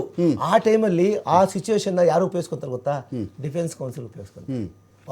ಈ ವರ್ಷ ಎಲ್ಲ ಓದ್ಕೊಂಡ್ಬಂದ್ರು, ಇನ್ವೆಸ್ಟಿಗೇಷನ್ ಮಾಡ್ಕೊಂಡ್ಬಂದ್ರು, ಕೊನೆ ಟೈಮಲ್ಲಿ ಬಾಕ್ಸಲ್ಲಿ ಬಂದಾಗ ಟಫ್ ಕ್ವಶನ್ ಪೇಪರ್ ಇದ್ರೆ ಮುಗಿದ ಕತೆ ಇದೆ. ಮುಗಿತಲ್ಗೆ ನಾನು ಮತ್ತಷ್ಟು ಮಾತಾಡ್ತೀನಿ. ಎಕ್ಸೆಲ್ PU ಕಾಲೇಜು ಗುರುವಾನಿಕೆರೆ ಪ್ರಾಯೋಜಿತ ಅಖಾಡ ಬಿಗ್ ಫೈಟ್ ವಿಶೇಷ ಮತ್ತೆ ಮುಂದುವರಿತು. ಎಕ್ಸೆಲ್ PU ಕಾಲೇಜು ಗುರುವಾನಿಕೆರೆ ಪ್ರಾಯೋಜಿತ ಅಖಾಡ ಬಿಗ್ ಫೈಟ್ ವಿಶೇಷ ಮತ್ತೆ ಮುಂದುವರಿತಾ ಇದೆ. ನಾನು ಬಸವರಾಜ್ ಸರ್ ಕೇಳ್ತೀನಿ. ಬಸವರಾಜ್ ಸರ್, ಈಗ ಇಲ್ಲಿ ಪ್ರದೋಷನನ್ನು ಇಡೀ ಕೇಸಲ್ಲಿ ಅವನು ಮಾಫಿ ಸಾಕ್ಷಿ ಆಗ್ಲಿಕ್ಕೆ ಒಪ್ಪಿಕೊಂಡು ಸಾಕ್ಷಿ ನುಡಿಬೇಕಾದ್ರೆ ಪ್ರದೋಷನನ್ನು ಇಡೀ ಒಂದು ನ್ಯಾಯಾಲಯ ಅಥವಾ ನಮ್ಮ ಕಾನೂನು ವ್ಯವಸ್ಥೆ ಅವನೊಬ್ಬ ಇನ್ನೋಸೆಂಟ್ ಐ ವಿಟ್ನೆಸ್ ಅಂತ ಕನ್ಸಿಡರ್ ಮಾಡ್ತಾರಾ, ಅಥವಾ ಒಬ್ಬ ಅಕ್ಯೂಸ್ಡ್ ಆಗಿದ್ದ ಇವನು ಎನ್ನುವ ಆಯಾಮದಲ್ಲಿ ಇವನ ಪಾತ್ರ, ಇವನ ಎಂಟ್ರಿ, ಇವನ ಎಕ್ಸಿಟ್ಟು, ಇವನ ರೋಲ್, ಇವನು ಅದೇನೋ ಹಣ ಅಂತ ಹೇಳ್ತಾರೆ, ಬಾಡಿ ಸಾಗಿಸೋ ವಿಚಾರದಲ್ಲಿ ಅಂತ ಹೇಳ್ತಾರೆ, ಇನ್ಯಾರೋ 3-4 ಜನ ಹಿಡ್ಕೊಂಡು ಬಂದು ನಾವೇ ಸಾಯಿಸಿದ್ವಿ ಅಂತ ಹೇಳ್ಬಿಡು, ಹೇಳಿಬಿಡಿ ನೀವು ನಿಮಗೆ ದುಡ್ಡು ಕೊಡ್ತೀನಿ ತೊಗೊಳ್ಳಿ ಅಡ್ವಾನ್ಸು ಇದು ಮಾಡಿದ್ದ ಅಂತ ಆರೋಪಗಳಿವೆ. ಜೊತೆಗೆ ಇಡೀ ಕೇಸ್ಗೆ ಸಂಬಂಧಪಟ್ಟಂತೆ ಅದನ್ನು ಇವನು ಮ್ಯಾನೇಜ್ ಮಾಡ್ದ, ಫೈನಲಿ ಸಿಕ್ಕಾಕೊಂಡ್ಬಿಟ್ಟ ಇಲ್ಲಿ ಅಂತ ಹೇಳ್ತಾರಲ್ಲ. ಈ ಕೋರ್ಟ್ ಇವನನ್ನು ಇನ್ನೋಸೆಂಟ್ ಐ ವಿಟ್ನೆಸ್ ಆಗಿ ಕನ್ಸಿಡರ್ ಮಾಡ್ತಾರಾ ಅಥವಾ ಒಬ್ಬ ಅಕ್ಯೂಸ್ಡ್ ಆಗಿ ಇವನ್ನ ಕನ್ಸಿಡರ್ ಮಾಡ್ತಾ ಇರ್ತಾರ ಕಡೆವರೆಗೂ ಅಂತ? ಈಗ ಅಪ್ರೂವರ್ ಏನೇ ಆಗಿರಲಿ, ಅಪ್ರೂವರ್ ಆಗಲಿ, ಇವನು ಸಾಕ್ಷಿ ಕೋರ್ಟ್ ಮುಂದೆ ಸಾಕ್ಷಿ ಹೇಳೋವರೆಗೂ ಇವನು ಆರೋಪಿನೇ. ಯಾಕಂದ್ರೆ ಕೋರ್ಟ್ನಲ್ಲಿ ಚಾರ್ಜ್ ಶೀಟ್ನಲ್ಲಿ ಇವನು ಆರೋಪಿ ಅಂತಾನೆ ಪರಿಗಣಿಸಿದ್ದಾರೆ. ಅವನು ಅದರಲ್ಲಿ ಇನ್ವಾಲ್ವ್ಮೆಂಟ್ ಇದೆ. ಆರೋಪಿಗಳು 17 ಮಂದಿ ಆರೋಪಿಗಳ ಜೊತೆಗೆ ಇವನು ಒಬ್ನು. ಸೊ ಹೀಗಾಗಿ ಇವನು ಪ್ರಮುಖವಾಗಿ ಭಾಗಿನೂ ಆಗಿರ್ತಾನೆ, ಜೊತೆಗೆ ಐ ವಿಟ್ನೆಸ್ ಅಂತೂ ಕ್ರಿಯೇಟ್ ಮಾಡ್ತಾರೆ. ಇವನು ಎಲ್ಲ ಹೇಳೋದ್ರಿಂದ ಐ ವಿಟ್ನೆಸ್ ಅಂತ ಟ್ರೀಟ್ ಮಾಡ್ತಾರೆ.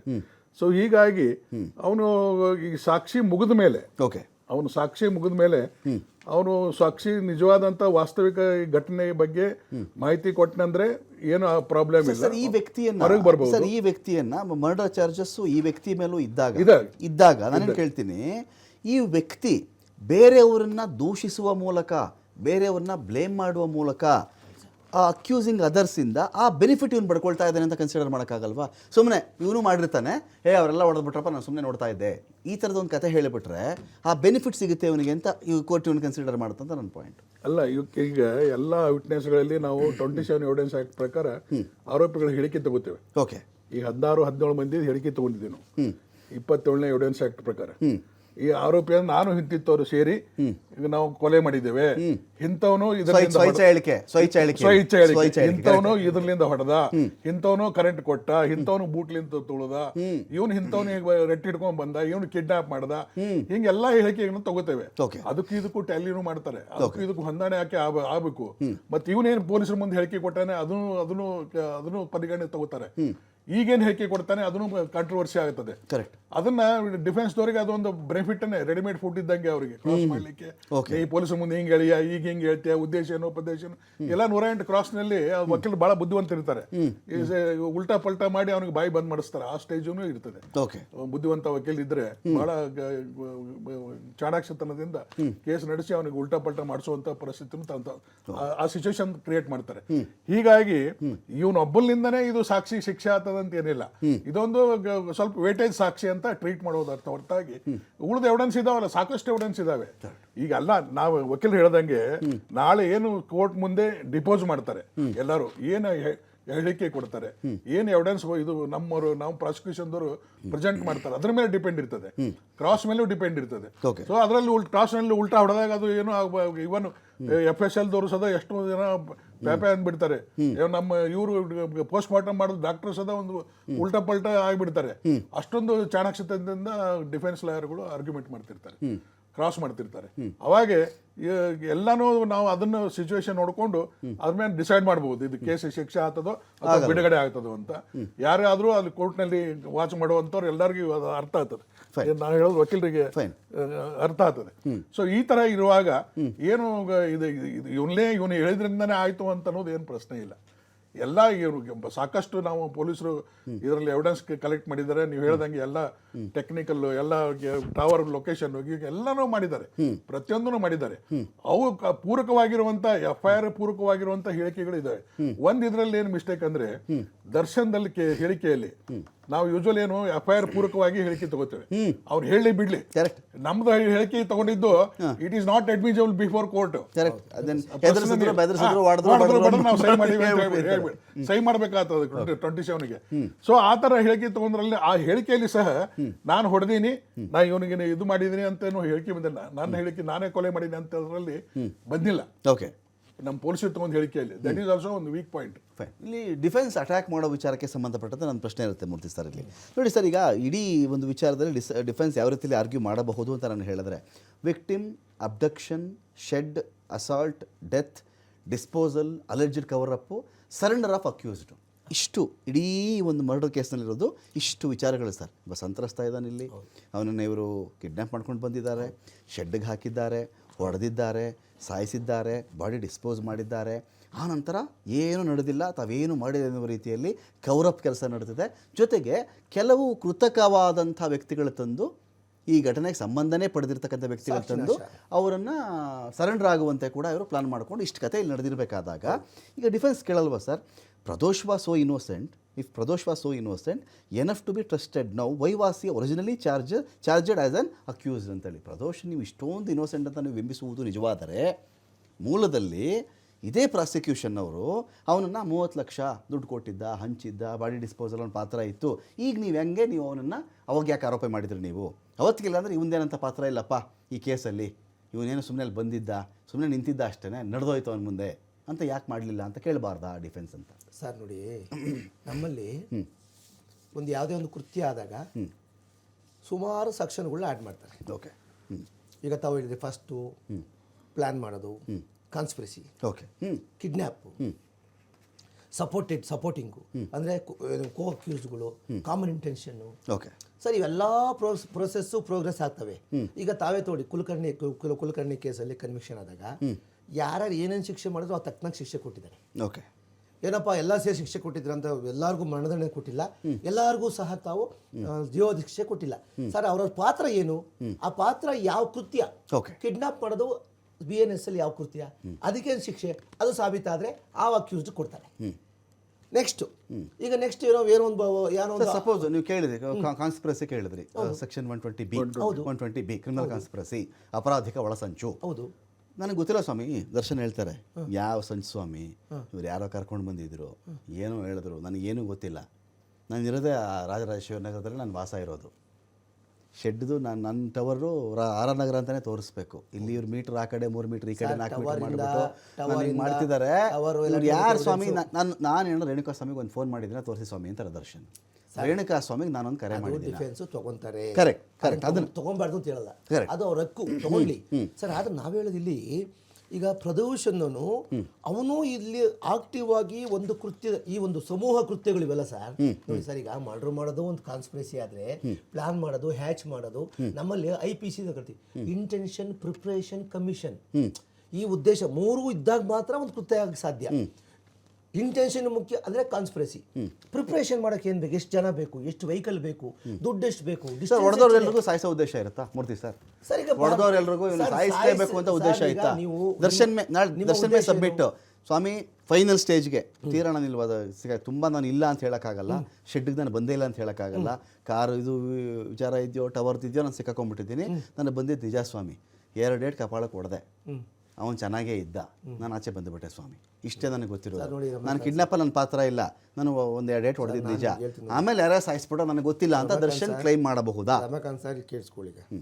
ಒಬ್ಬ ತನಿಖಾಧಿಕಾರಿ ಒಂದು ತನಿಖೆ ಸಂದರ್ಭದಲ್ಲಿ ಅವನು is like a magistrate boss. ಅವನು IO ಈಸ್ ಸುಪ್ರೀಂ ಕೋರ್ಟ್ ಸುಮಾರು ಹೇಳಿದೆ, ಸುಪ್ರೀಂ ಅಂತ ಹೇಳಿದೆ.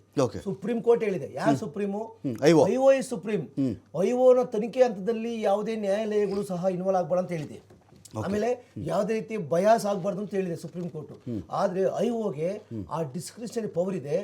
ಯಾರನ್ನ ಅಕ್ಯೂಸ್ಡ್ ಆಗಿ ಮಾಡಬೇಕು, ಯಾಕೆ ಮಾಡಬೇಕು, ಯಾವ ಸೆಕ್ಷನ್ ಮಾಡಬೇಕು, ಆ ಸೆಕ್ಷನ್ ಮಾಡಬೇಕಾದ್ರೆ ಆತ ಎಸ್ಕಲ್ ಕೃತ್ಯ ಏನು, ದುಡ್ಡು ಕೊಟ್ಟಿದ್ದಾನ, ಮೆಟೀರಿಯಲ್ ಸಪ್ಲೈ ಮಾಡಿದ್ದಾನ, ಅಥವಾ ಹೇಳೋ ಮಿಷಿನ್ ತಂದ ಅಂತ ಹೇಳ್ತೀರಿ, ಆಮೇಲೆ ವೆಹಿಕಲ್ ತಗೊಂಬಂದ. ಸರ್, ಇವೆಲ್ಲ ಸ್ಟೋರಿ ನಿಮಗೆ ಗೊತ್ತಿದೆ. ಇದೆಲ್ಲ ಮಾಡೋಕೆ ಇವನ್ ಪಾತ್ರ ಏನು, ಪ್ರದೋಷ ಪಾತ್ರ ಏನು? ಪ್ರದೋಷ್ ಪಾತ್ರ ಇರೋದ್ರಿಂದ ಇವನ್ ಮೇಲೆ ಈ ತರ ಈಗ ಚಾರ್ಜ್ ಮಾಡ್ತಾರೆ ಸರ್. ನಮ್ಮಲ್ಲಿ ಒಂದು ಕಾನೂನು ಪ್ರಕ್ರಿಯೆ ಇದೆ ಸರ್. ಚಾರ್ಜ್ ಶೀಟ್ ಮಾಡಿದ್ಮೇಲೆ ಅವ್ರ ಮೇಲೆ ಚಾರ್ಜ್ ಮಾಡ್ತಾರೆ. ನೀ ಇಂಥ ಕೃತ್ಯ ಎಸಗಿದ್ಯಾ, ನೀ ಇಂಥ ದಿನ ರಾಜೇಶ್ವರ ನಗರದಲ್ಲಿ ಇಂಥ ಶೆಡ್ಡಲ್ಲಿ ನೀನು ಇಂಥ ರೇಣುಕಾ ಸ್ವಾಮಿ ಮರ್ಡರ್ ಆಗೋ ಟೈಮಲ್ಲಿ ನೀನು ಭಾಗಿಯಾಗಿದ್ಯಾ, ಇಂಥ ಒಂದು ವೆಪನ್ ತಗೊಂಡು ಹೊಡೆದಿದ್ಯಾ ಅಂತ ನಿನ್ನ ಮೇಲೆ ಪೊಲೀಸರು ಚಾರ್ಜ್ ಶೀಟ್ ಫೈಲ್ ಮಾಡಿದರೆ ಏನ್ ಹೇಳ್ತೀಯಾ ಅಂತ ಕೇಳ್ತಾರೆ ಸರ್. ನಾನು ಜನರಲ್ ಆಗಿ ಅವಾಗ ಪ್ರದೋಷ್ ಏನ್ ಮಾಡ್ಬೇಕಾಯ್ತು? ಹೌದು, ನಾನು ಮಾಡಿದೆ ಅಂತ ಒಪ್ಕೋಬೇಕಾಯ್ತು. ಅವತ್ತು ಎಲ್ಲೋಗಿತ್ತು ಅವನಿಗೆ? ಬಾಯಲ್ಲಿ ಆಲೂಗಡ್ಡೆ ಇಟ್ಕೊಂಡಿದ್ನ. ಓಕೆ. ಅವತ್ತು ಸಾರೀಗ ನಮ್ಮಲ್ಲಿ ಅವತ್ತು ಹೇಳಲಿಲ್ಲ, ಇವತ್ತು ನಾನು ಹೇಳ್ತಾ ಇದ್ದೀನಿ. ಎರಡಕ್ಕೂ ಏನ್ ತಾಳಮೇಳ ಇದು ನೋಡಿ ಸರ್. ನಮ್ಮಲ್ಲಿ ಕೊನೆ ಹಂತದಲ್ಲೂ ಸಹ ಜಡ್ಜ್ ಕೇಳ್ತಾರೆ ಸರ್. ಯಾಕೆ ನಮ್ಮಲ್ಲಿ ನಮ್ಮ ಭಾರತೀಯ ವ್ಯವಸ್ಥೆ ಹೆಂಗದ ಸರ್, ಆಡಿಯೋ ಆಟಮ್ ಪಾಟಮ್ ಅಂತವೆ. ಅಂದ್ರೆ ಯಾವುದೇ ವಿಚಾರನ ವ್ಯಕ್ತಿ ತಿಳಿಸಿನೇ ಅವ್ನಿಗೆ ಶಿಕ್ಷೆ ಕೊಡು, ಅದನ್ನ ಸುಮಾರು ಚಾನ್ಸ್ ಕೊಡು. ಅದೇ ರೀತಿ ಪ್ರಿನ್ಸಿಪಲ್ಸ್ ಆಫ್ ನ್ಯಾಚುರಲ್ ಜಸ್ಟಿಸ್ ಅಂತ ಕರಿತೀವಿ ಸರ್ ನಾವು. ಯಾವುದೇ ವ್ಯಕ್ತಿಗೆ ಏನೇ ಶಿಕ್ಷೆ ಕೊಡಬೇಕಾದ್ರೆ ನ್ಯಾಯಾಧೀಶರು, ಪೊಲೀಸರು ಏನೇ ಮಾಡಿರ್ಬೋದು ಸರ್. ಒಬ್ಬ ನ್ಯಾಯಾಧೀಶರು ನ್ಯಾಯಾಧೀಶರ ಕರ್ತವ್ಯ ಏನಂದ್ರೆ ಅವ್ನ ಎಂಕ್ವೈರಿ ಮಾಡ್ತಾರೆ ಸರ್, ಅಕ್ಯೂಸ್ನ ಎಂಕ್ವೈರಿ ಮಾಡ್ತಾರೆ. ಅವತ್ತು ಅವನ ಚಾರ್ಜ್ ಅವ್ರ ಮೇಲೆ ನಾವು ಅಂದ್ರೆ ಅದು ಚಾರ್ಜ್ ಮಾಡ್ತಿರ್ತಾರೆ. ಅವಾಗ ಇವನು ಯಾರು, ನಮ್ಮ ಪ್ರದೋಷು ಏನ್ ಮನ್ಸಲ್ಲಿತ್ತು ಅವನಿಗೆ, ಅವ್ನು ಹೆಂಗ್ ನಂಬೋದು ನಾವಿಲ್ಲೀಗ? ಪೊಲೀಸರ ಮುಂದೆ ಒಪ್ಕೊಂಡಿಲ್ಲ ಸರ್. ಪೊಲೀಸರ ಮುಂದೆ ನಮ್ಮ ಮಾರ್ಗದರ್ಶಿ ಸರ್ ಹೇಳ್ದಂಗೆ ಸ್ಟೇಟ್ಮೆಂಟ್ ತಗೊಂತೀವಿ ಸರ್ ನಾವು. ನಾವು ಚಾರ್ಜ್ ಶೀಟ್ ಹಾಕಿದ ಮೇಲೆ ಸರ್, ಅವಾಗ statement ತಗೊಂತೀವಿ. ವಕೀಲರಿಗೆ ಕೇಳ್ತಾರೆ. ನಾವು ಚಾರ್ಜ್ ಶೀಟ್ ಹಾಕಿದ ಮೇಲೆ ಜಡ್ಜ್ ಕೇಳ್ತಾರೆ ವಕೀಲರಿಗೆ, ಇವನು ನೀವು ಒಪ್ಕೋತೀಯಪ್ಪ ಪೊಲೀಸರಿಗೆ ಆಗಲೇ ಹೇಳಿದ್ರಲ್ಲ ವಕೀಲ, ಅವಾಗ ಹೇಳ್ಬೋದಾಗಿತ್ತಲ್ಲ. ಸರ್ ಅವತ್ತು ಎಲ್ಲಾರು ಸಹ ಎಲ್ಲ ಆರೋಪಿಗಳು ಸರ್ ನೋಡಿ ಸರ್, ಅವತ್ತು ಚಾರ್ಜ್ ಆಗೋ ದಿನ ಮಿಕ್ಕಿದ್ದನ್ನ ಇರ್ತಾರೋ ಬಿಡ್ತಾರೋ, ನಮ್ಮಲ್ಲಿ ಕಾನೂನು ಏನ್ ಹೇಳುತ್ತೆ ಅಂದ್ರೆ ಚಾರ್ಜ್ ನಿನ್ ಮೇಲೆ ಚಾರ್ಜ್ ಇದೆ. ದಿನ ನೀನು ಹೌದು ಸ್ವಾಮಿ ಮಾಡಿದ್ದೆ ಅಂದ್ರೆ ವಿಚಾರಣೆ ಇಲ್ಲ, ಎಂಥದ್ದು ಇಲ್ಲ, ಬೇರೆ ಶಿಕ್ಷೆ. ಹೇಳ್ತಾರೆ ಸರ್, ತಮ್ಗೆ ಇದು ವಿಷಯ ಗೊತ್ತಿರ್ತಾವ, ತಿಳ್ಕೊಂಡಿದ್ದೀರಿ. ಇಂಥ ಸೆಕ್ಷನ್ ಎಲ್ಲಾರು ಹೇಳಲ್ಲ, ಒಂದೇ ಮರ್ಡರ್ ಸೆಕ್ಷನ್ ಓದಲ್ಲ ಅವ್ರ ನ್ಯಾಯಾಧೀಶರು. ನೋಡಪ್ಪ ನೀನ್ ಏಮನ್ನು ನಿನ್ ಮೇಲೆ ಇಂತಿಂತ ಆರೋಪ, ಇಂಥ ಸೆಕ್ಷನ್ ಮೇಲೆ ಹೌದಾ ಇಂಥ ಸಾಕ್ಷಿ ಆಗಿದೆ, ಒಪ್ಕೊಂತೀಯಪ್ಪ ಅಂತಾರೆ. ಒಪ್ಕೊಂತೀವಿ ಅಂದ್ರೆ ಅವ್ರು ಜೈಲಿಗೆ ಕಳಿಸ್ತಾರೆ. ಉದಾಯ್ತೇನು ವಿಚಾರಣೆ ಬೇಕಾಗೇ ಇಲ್ಲ. ಆದ್ರೆ ಇಲ್ಲಿ ಏನಾಗಿದೆ ಗೊತ್ತಾ ಸರ್, ಪ್ಲೀಡ್ ಗಿಲ್ಟಿ ಅಂತಾರೆ. ಅದು ಗಿಲ್ಟಿನ ಪ್ಲೀಡ್ ನಾವೇ ಪ್ಲೀಡ್ ಮಾಡೋದು ಸರ್. ನಮ್ಮ ಲ್ಯಾಂಗ್ವೇಜ್ ಲೀಗಲ್ ಲ್ಯಾಂಗ್ವೇಜ್ ಹೆಂಗ್ ಗೊತ್ತಾ, ತುಂಬಾ ಚೆನ್ನಾಗಿದೆ. ಒಂದೊಂದು ವರ್ಡಲ್ಲಿ ದೊಡ್ಡ ದೊಡ್ಡ ಪುಸ್ತಕನೇ ಬರೀಬಹುದು. ಗಿಲ್ಟಿನೇ ಪ್ಲೀಡ್ ಮಾಡೋದು, ನಾವೇ ಪ್ಲೀಡ್ ಮಾಡ್ಕೊಳೋದು. ಆಯ್ತು, ಅವತ್ತು ಪ್ರದೋಷು ಇವಾಗ ನಾನೇನು ಮಾಡಿಲ್ಲ ಅಂತ ಸ್ಟೇಟ್ಮೆಂಟ್ ಕೊಟ್ಟರು. ಮಾರ್ಗದರ್ಶಿ ಸರ್ ಹೇಳ್ತಿದ್ರು ಪೊಲೀಸ್ ಸ್ಟೇಟ್ಮೆಂಟ್ ಎಲ್ಲ ಮಾಡ್ಕೊಂತಾರೆ. ಎಲ್ಲ ಆರ್ಗ್ಯುಮೆಂಟಲ್ಲೂ ನಾವು ಇದನ್ನೇ ತಗೊಂಡ್ಬಿಟ್ರೆ, ಈ ಸಾಲೆ ತಗೊಂಡ್ಬಿಟ್ರೆ ಮಾಫಿ ಸಾಕ್ಷಿ ಅಪ್ರೂವರ್ ಅನ್ನೋದು ಇಡೀ ಪ್ರಕ್ರಿಯೆಯಲ್ಲಿ ಇರ್ತಾನೆ ಇರಲ್ವಾ ಸರ್? ನೀನು ಅವತ್ತು ಯಾಕಪ್ಪ ಹೇಳಲಿಲ್ಲ, 2 ವರ್ಷ ಬಿಟ್ಟು ಹೇಳ್ತಾ ಇದೆಯಾ, 3 ತಿಂಗಳು ಬಿಟ್ಟು ಹೇಳ್ತಾ ಇದೆಯಾ ಅನ್ನೋದೇ ಕ್ವಶನಬಲ್ ಆಗ್ಬಿಟ್ರೆ, ನಮ್ಮ ಕಾನೂನಲ್ಲಿ ಏನೇನು ಆಗ್ಬೇಕು ಅಂತ ಎಲ್ಲಾ ವ್ಯವಸ್ಥೆ ಇದೆ. ಎಲ್ಲದಕ್ಕೂ ಒಂದು ಕಲಂ ಅಂತ ಇದಾವೆ. ಅದನ್ನ ಸದುಪಯೋಗ ಪಡಿಸ್ಕೊಬೇಕು. ಬಿಟ್ರೆ ಅದನ್ನ ಅಡ್ವಾಂಟೇಜ್ ಆಗಿ ತಗೊಂಡು ಇಡೀ ಪ್ರಕರಣಕ್ಕೆ ಇಡೀ ಕೇಸ್ಗೆ ಟ್ವಿಸ್ಟ್ ಮಾಡಕ್ ಹೋದ್ರೆ ಅವನೆಲ್ಲೂ ಹೋಗೋದಿಲ್ಲ ಅವನು. ಫೈನ್, ನಾನು ಮತ್ತಷ್ಟು ಮಾತಾಡ್ತೀನಿ ನಿಮ್ಮನ್ನ ಇದೇ ವಿಚಾರಕ್ಕೆ ಸಂಬಂಧಪಟ್ಟಂತೆ. ಎಕ್ಸೆಲ್ PU ಕಾಲೇಜು ಗುರುವಾನಕೆರೆ ಪ್ರಾಯೋಜಿತ ಅಖಾಡ ಬಿಗ್ ಫೈಟ್ ವಿಶೇಷ ಮತ್ತೆ ಮುಂದುವರಿತು. ಎಕ್ಸೆಲ್ PU ಕಾಲೇಜು ಗುರುವಾನಕೆರೆ ಪ್ರಾಯೋಜಿತ ಅಖಾಡ ಬಿಗ್ ಫೈಟ್ ವಿಶೇಷ ಮತ್ತೆ ಮುಂದುವರಿತಾ ಇದೆ. ನಾನು ಬಸವರಾಜ್ ಸರ್ ಒಂದು ಪ್ರಶ್ನೆ ಕೇಳಬೇಕಾಗಿತ್ತು. ಸರ್, ಇಡೀ ಇಂಥ ಒಂದು ಕೇಸ್ಗಳು ಬಂದಾಗ ಈ ಪ್ರದೋಷನ ಸ್ಟೇಟ್ಮೆಂಟ್ಗಳನ್ನು ಅಥವಾ ಅಪ್ರೂವರ್ ಸ್ಟೇಟ್ಮೆಂಟ್ಗಳನ್ನು ತಳ್ಕಂಬಳಕ ಮಾಡೋಕ್ಕಾಗಲ್ವಾ? ತಳ್ಕಂಬಳಕ ಮಾಡ್ತಕ್ಕಂಥ ಕೆಲಸ ಇಲ್ಲಿ ನಡೆಯಲ್ವಾ ಅಂತ ನನ್ನ ಪಾಯಿಂಟ್ ಇದೆ. ಇದಕ್ಕೆ ಅದು ಮಾಡಬಾರ್ದಂತ ಉದ್ದೇಶದಿಂದನೇ ಅವರು ಮ್ಯಾಜಿಸ್ಟ್ರೇಟ್ರು ಅಥವಾ ಜಡ್ಜ್ಗಳು ಅವನಿಗೆ ಪ್ರದೋಷನ ಕ್ರೆಡಿಬಿಲಿಟಿಯನ್ನ ಅಟ್ಯಾಕ್ ಮಾಡ್ತಾರಾ ಮಾಡಲ್ವಾ ನಾನು ಕೇಳ್ತೇನೆ. ಪ್ರದೋಷನ ಮಾತಿನ ಸತ್ಯಾಸತ್ಯತೆಯನ್ನ ದಾಳಿಗೆ ಒಳಪಡಿಸಲ್ವಾ? ಖಂಡಿತವಾಗಿಯೂ ಅವನು. ಯಾಕೆಂದ್ರೆ ನೀವು ಆಗ್ಲೇ ಒಂದು ಮಾತು ಹೇಳ್ತಾ ಇದ್ರಿ, ಏನಂದ್ರೆ ನೋಡಿ ಸರ್, ಇದರಲ್ಲಿ ಒಬ್ಬ ಪ್ರದೋಷ ಎದ್ದಿಂತ್ಕೊಂಡ ಅಂದ್ರೆ, ಈಗ ಬಿಡಿ ವಿನಯ್ ಇದಾನಲ್ಲಿ, ಇನ್ನೊಂದು ಕಡೆ ರವಿಶಂಕರ್ ಇದ್ದಾರೆ, ಈ 3 ಜನ ಬಿಟ್ಬಿಟ್ಟು ಉಳಿದ ಕಡೆ ಯಾರ್ಯಾರು ಅಡ್ವೊಕೇಟ್ ಇದ್ದಾರೋ ಅಷ್ಟೂ ಜನ ಅಡ್ವೊಕೇಟ್ ಎದ್ದಿಂತ್ಕೋತಾರೆ. ಖಂಡಿತವಾಗಿಯೂ ಇವು 3ರಿಂದ ಇನ್ನೆಲ್ರಿಗೂ ಹೋಗ್ಬಿಡ್ತಾರೆ ಇಲ್ಲಿ ಪಾಸಿಗೆ ಅಂತ. ನೋಡಿ, ಈ ಒಂದು ಶಿಕ್ಷೆ ಆಗುತ್ತೆ. ಅಪ್ರೂವರ್ ಇದರಲ್ಲಿ ಏನಂದ್ರೆ, ನಮ್ಮ ವಕೀಲರು ಹೇಳ್ದಂಗೆ ನಾವು ಚಾರ್ಜ್ ಶೀಟ್ ಮಾಡ್ತೀವಿ. ಮೊದಲು ಇಂತಿಂತವ್ರು ಸೇರಿ ಕೊಲೆ ಮಾಡಿದ್ದಾರೆ, ಅದನ್ನ ಚಾರ್ಜ್ ಶೀಟ್ ಪ್ರಕಾರ ಕೋರ್ಟಿಗೆ ಸಬ್ಮಿಟ್ ಮಾಡ್ತೀವಿ. ಕೋರ್ಟ್ನವರು ಅವ್ರು ಮತ್ತೆ ನಮ್ಮ ಚಾರ್ಜ್ ಶೀಟ್ ಮೇಲೆ ಚಾರ್ಜ್ಗಳನ್ನು ಫ್ರೇಮ್ ಮಾಡ್ತಾರೆ. ಚಾರ್ಜ್ ಫ್ರೇಮ್ ಮಾಡುವಾಗ ಪೊಲೀಸರು ಈ ತರ ನಿಮ್ಮ ಮೇಲೆ ಆರೋಪ ಮಾಡಿದ್ದಾರೆ, ನೀವು ಈ ತರ ಎಲ್ಲ ಸೇರ್ಕೊಂಡು ಕೊಲೆ ಮಾಡಿರಿ ಅಂತ ನಿಮ್ಮ ಆರೋಪ ಪಟ್ಟಿ ಸಲ್ಲಿಸಿದ್ದಾರೆ, ನೀವು ಇದನ್ನು ಒಪ್ಕೋತಾರೆ ಹಾಗು ಅಂತ ಎಲ್ಲ ಕೇಳ್ತಾರೆ ನಮ್ಮ ವಕೀಲರು ಹೇಳ್ದಂಗೆ. ಅವಾಗ ನಾವು ಒಪ್ಕೊಳ್ಳೋದಿಲ್ಲ ಅಂತ ಎಲ್ಲರೂ ಹೇಳಿದ್ದಾರೆ. ಮತ್ತೆ ಅವಾಗ ಒಪ್ಕೊಳ್ಳೋದಿಲ್ಲ ಅಂತ ಹೇಳಿದಾಗೆ ಪೊಲೀಸರ ಮುಂದೆ ಸಾಕ್ಷಿ ಹೇಳುವಾಗ ಅವಾಗೂ ಒಪ್ಕೊಳ್ಳೋದಿಲ್ಲ ಅಂತ ಹೇಳಿದ್ಮೇಲೆ ಈಗ ಹೆಂಗೆ ಒಪ್ಕೋತಾನೆ ಅವನು? ಕರೆಕ್ಟ್. ಅದು ಕಾಂಟ್ರವರ್ಷಿಯಲ್ ಪಾಯಿಂಟ್ ಏನು ಬರ್ತದೆ. ಒಂದು ಹೇಳೋದ್ರಿಂದ ಇವನು ನಾನೇ ಇನ್ನೋಸೆಂಟು, ನಾನೇ ಇದು ಮಾಡಿದಂತ ಮಾಡ್ಲಿಕ್ಕೆ ಸಾಧ್ಯತೆ ಇಲ್ಲ. ಯಾಕಂದ್ರೆ ಕ್ರಾಸ್ ಮಾಡೋಷ್ಟು ಅವರು ಬುದ್ಧಿವಂತರು ಇರ್ತಾರೆ ವಕೀಲರು ಎಲ್ಲ. ಅಲ್ಲಿ ಬರೇ ನಮ್ಮ ಮುಂದೆ ಹೇಳಿಕೆ ಅಲ್ಲದೆ ಸ್ಟೇಟ್ಮೆಂಟು ಕೊಟ್ಟಿದ್ದಾನೆ 27 ಎವಿಡೆನ್ಸ್ ಆಕ್ಟ್ ಪ್ರಕಾರ. ಸೊ ಅದು ಸದ ಕನ್ಸಿಡರ್ ಮಾಡ್ಬೇಕಾಗ್ತದೆ. ಮತ್ತು ಅವನು ಏನು ಇದರಲ್ಲಿ ಕೆಲವೊಂದು ಮಾಹಿತಿಗಳನ್ನ ಎಕ್ಸ್ಟ್ರಾ ಹೇಳಿದ್ದಾನೆ. ಈಗ ಇದರಲ್ಲಿ ಅದು ತನಿಖೆಯಲ್ಲಿ ಬಂದಿದೆಯೋ ಇಲ್ಲ ಗೊತ್ತಿಲ್ಲ. ತನಿಖೆಯಲ್ಲಿ ಏನದು ವೈರ್ಲಿಂದ ಹೊಡೆದಿದ್ದು ಅಥವಾ ಉಳಿದು ಏನೋ ಕೆಲವೊಂದು ಹೊಸ ಐಟಮ್ಗಳು ಹೇಳಿದ್ದಾನೆ. ಅದು ಕೋರ್ಟ್ನವರು ಡೈರೆಕ್ಷನ್ ಕೊಡಬಹುದು. ಅದನ್ನು ಪೊಲೀಸರಿಗೆ ಮತ್ತೆ ಅದನ್ನು ಪಂಚನಾಮ ಮಾಡಿ ಅವನು ಎಲ್ಲೆಲ್ಲಿ ಜಾಗ ತೋರಿಸ್ತಾನೆ ಅದು ಮಾಡಿ ಮತ್ತೆ ರಿಕವರಿ ಮಾಡಿ ಹಾಜರು ಮಾಡಿಸಿ ಅಂತ ಹೇಳಿ ಡೈರೆಕ್ಷನ್ ಕೊಡಬಹುದು. ಆ ಪ್ರಕಾರ ಮತ್ತೆ ಅದನ್ನು ರಿಕವರಿ ಮಾಡಿ ಹಾಜರು ಮಾಡಬಹುದು. ಸೊ ಇವೆಲ್ಲ ಒಂದಕ್ಕೊಂದು ಟ್ಯಾಲಿ ಮಾಡಿ ನೋಡ್ತಾರೆ. ಹಿಂದಿನ ಇನ್ವೆಸ್ಟಿಗೇಷನ್, ನಮ್ಮ ಇದ್ರ ಟೆಕ್ನಿಕಲ್ ಆಗಿ ಏನ್ ನಾವು ಎವಿಡೆನ್ಸ್ ಕಲೆಕ್ಟ್ ಮಾಡಿದ್ವಿ, ಇದಕ್ಕೆ ಎಲ್ಲಾ ಸಾಕ್ಷಿಗಳಿಗೆ ಇವನು ಹೇಳುವಂತ ಸಾಕ್ಷಿ ಹೊಂದಾಣಿಕೆ ಆಗ್ತದೋ ಇಲ್ಲೋ ಅಂತಾನು ಪರಿಶೀಲನೆ ಮಾಡ್ತಾರೆ. ಪರಿಶೀಲನೆ ಮಾಡಿ ಅವಾಗ ಜಡ್ಜ್ ಇದು ಮಾಡ್ತಾರೆ, ಇವನು ನಿಜ ಹೇಳ್ತಾನೋ ಸುಳ್ಳು ಹೇಳ್ತಾನೋದು ಜಡ್ಜ್ ಅವ್ರಿಗೆ ಗೊತ್ತಾಗ್ತದೆ. ಅವಾಗ ಅವ್ರು ಅದನ್ನ ಬಿಲೀವ್ ಮಾಡ್ತಾರೆ ಅಥವಾ ರಿಜೆಕ್ಟ್ ಮಾಡಬಹುದು. ಇವನು ಹೇಳಿದ್ದ ಇದು ಅಂತ ಕನ್ಸಿಡರ್ ಮಾಡ್ಬೇಕಂತ ಏನಿಲ್ಲ. ನಾನು ಮೂರ್ತಿ ಸರ್ ಒಂದು ಪ್ರಶ್ನೆ ಕೇಳ್ತೀನಿ ಸರ್. ಈಗ 2 ವಿಚಾರ, ಒಂದು 17 ಜನರ ಗುಂಪು ಅಥವಾ 14 ಜನರ ಗುಂಪು ಒಬ್ಬ ಮನುಷ್ಯನನ್ನು ಕಾಡು ಕರ್ಕೊಂಡು ಹೋಗ್ಬಿಟ್ಟು ಸಾಯಿಸ್ಬಿಡ್ತಾರೆ. ಕಾಡು, ಯಾವ ನರ ಮನುಷ್ಯರಿಲ್ಲಿ ಯಾರೂ ಇಲ್ಲ. 14 ಜನ ಉಂಟು, ಸತ್ತೋದನೊಬ್ಬ ಉಂಟು, ಸಾಯಿಸ್ಬಿಡ್ತಾರೆ ಸರ್. ಯಾವ ವಿಟ್ನೆಸ್ಸು ಇಲ್ಲ. ವಿಟ್ನೆಸ್ ನಾವು ಏನು ಕೇಳ್ಕೊಬೋದು ಅಂದರೆ, ಹೌದು ಸ್ವಾಮಿ ಬಸ್ಸಲ್ಲೇನೋ ಹತ್ತದಂಗಿದ್ರು, ಈ ಲಾಸ್ಟ್ ಸೀನ್ ಥಿಯರಿ ಅಂತ ಒಂದಿದೆ. ಸ್ಟೇಜ್ ಅದಲ್ಲ, ಲಾಸ್ಟ್ ಸೀನ್ ಥಿಯರಿ, ಕಡೆ ಬಾರಿಗೆ ಈ ಮನುಷ್ಯನನ್ನ ಜೀವಂತವಾಗಿ ಯಾರೊಂದಿಗೆ ಈ ಜಗತ್ತು ನೋಡಿದ್ದು ಅಂತ ಹೇಳಿಕೆ ಅಷ್ಟೇ. ಅಷ್ಟೇ, ಮುಗಿದೋಯ್ತು. ಈ ಕೇಸ್ ಅಂತ ಬಂದಾಗ ನನಗೆ ಗೊತ್ತಿಲ್ಲ ಇದರಲ್ಲಿ ಕಣ್ಣಾರೆ ಕಂಡಂಥ ಸಾಕ್ಷಿಗಳ ತೂಕ ಎಷ್ಟು ಮಟ್ಟಿಗಿದೆ ಅಂತ ಅದನ್ನು ಈಗಲೇ ಕಮೆಂಟ್ ಮಾಡಲಾರೆ ನಾನು. ಈಗ ಶೆಡ್ ಒಳಗಡೆ ಕರ್ಕೊಂಡು ಹೋಗಿದ್ದಾರೆ, ಹೊಡೆದಿದ್ದಾರೆ, ಸಾಯಿಸಿದ್ದಾರೆ. A1 ನೋಡಿದ್ನೋ, A2ನೋ, A15ನೋ, A13ನೋ, 12, 11ನೋ ಬೇರೆ ವಿಚಾರ. ಇದರಲ್ಲಿ ಕಣ್ಣಾರೆ ಕಂಡ ಸಾಕ್ಷಿ ಅನ್ನೋ ವಿಚಾರಕ್ಕೆ ಬಂದಾಗ ಪ್ರದೋಷನಿಗೆ ಮಿಗಿಲಾದ ಸಾಕ್ಷಿ ಕಣ್ಣಾರೆ ಇರಲಾರದು ಅಂತ ಪ್ರೈಮಾ ಫೆಸಿ ನಾನು ಹೇಳಬಲ್ಲ. ಇದರಲ್ಲಿ ಪ್ರದೋಷನಿಗೆ ಮಿಗಿಲಾದಂಥ ಸಾಕ್ಷಿ ಏನಪ್ಪ, ಗೇಟ್ ತೆಗೆದೇನಪ್ಪ, ನಾವು ಸ್ವಾಮಿ ಗೇಟ್ ತೆಗೆದೆ, ಯಾರು ಬಂದ್ರಪ್ಪ, ಕೆಂಪು ಕಲರ್ ಕಾರ್ ಬಂತು ಸರ್, ಒಳಗಡೆ ಬಿಟ್ಟೆ ನಾನು, ಯಾರು ಇದ್ರಪ್ಪ, ಅವರು ಒಬ್ಬರು ಸ್ವಲ್ಪ ಉದ್ದಕ್ಕಿದ್ರು ಸರ್, ದಪ್ಪಕ್ಕಿದ್ರು, ಎಷ್ಟು ಗಂಟೆ ಆಗಿತ್ತಪ್ಪ, ಸಾಯಂಕಾಲ ಒಂದು 6 ಗಂಟೆ ಆಗಿತ್ತು ಸ್ವಾಮಿ, ಕತ್ಲೆ ಇತ್ತಾ ಬೆಳಕಿತ್ತಾ, ನಿನ್ನ ಕಣ್ಣಿಗೆ ಸೈಟ್ ಇದೆಯಾ, ಕನ್ನಡಕ ಹಾಕ್ತೀಯಾ ಹಾಕಲ್ವಾ, ಬರ್ತವೆ ಸಾರಿ ಪ್ರಶ್ನೆಗಳು. ನನ್ನ ಪಾಯಿಂಟ್ ಇಲ್ಲಿ ಕಣ್ಣಾರೆ ಕಂಡಿದ್ದೀನಿ, ಘಟನೆಯಲ್ಲಿ ನಾನು ಇನ್ವಾಲ್ವ್ ಆಗಿರೋದು ನಿಜ, ನನ್ನ ಪಾತ್ರ ಇಷ್ಟಿತ್ತು, ಇವರು ಇಂತಿಂಥವ್ರು ಇಂತಿಂಥ ಇಷ್ಟಿಷ್ಟು ಟೈಮಲ್ಲಿ ಇಷ್ಟು ಹೊಡೆದಿದ್ರು, ನಾನು ಬರೋ ಅಷ್ಟೇ ಇಷ್ಟು ಹೊಡೆದಿದ್ರು, ಬಂದಮೇಲೆ ಇವ್ರು ಹೊಡೆದಿದ್ರು ಅಂತಾರೆ. ಈ ಐ ವಿಟ್ನೆಸ್ ಸ್ಟ್ರಾಂಗ್ ಅಲ್ವಾ ಸರ್ ಇದು? ಸರ್ ನಾನು ನೋಡಿ, ನೀವು ಹೇಳೋದು ಇದು ಪಾಯಿಂಟು ಕರೆಕ್ಟ್. ಇದು ಸಾಮಾನ್ಯ ಮನುಷ್ಯನಿಗೆ ಜ್ಞಾನ ಇದು. ಆದರೆ ಒಬ್ಬ ವಕೀಲರಿಗೆ, ಒಬ್ಬ ಪೊಲೀಸರು, ಒಬ್ಬ ನ್ಯಾಯಾಧೀಶರಿಗೆ ಜ್ಞಾನ ಇದೆಯಲ್ಲ, ಇದನ್ನ ಯಾವ ರೀತಿ ನಾವು ಯೂಸ್ ಮಾಡ್ಕೊತೀವಿ ಅಂದರೆ, ನೋಡಿ ಸರ್, ಈಗ ಯಾವ ಸಾಕ್ಷಿ ಯಾವ ವಿಚಾರ ಹೇಳಿದ್ದಾನೆ, ಈಗ ನೋಡಿ ಫಾರ್ ಎಕ್ಸಾಂಪಲ್, ಈಗ ರೇಣುಕಾ ಸ್ವಾಮಿ ಕಿಡ್ನಾಪ್ ಆಯಿತು, ನೋಡಿದ ಸಾಕ್ಷಿ ಬೇಕಲ್ಲ ಸರ್ ಫಸ್ಟು. ಅದಕ್ಕೆ ಹೌದು ಇವತ್ತು ಇಂಥ ದಿನ ಈ ವ್ಯಕ್ತಿನ ಈ ಕಾರಲ್ಲಿ ತುಂಬ್ಕೊಂಡು ಹೋದ್ರು ಅಂತ ಹೇಳಕ್ಕೆ ಅದು ಅದು ಆ ಸಂಘಟನೆಗೆ ಐ ವಿಟ್ನೆಸ್. ಕರೆಕ್ಟ್. ಅದು it attracts only kidnap, not murder. Okay, kidnap.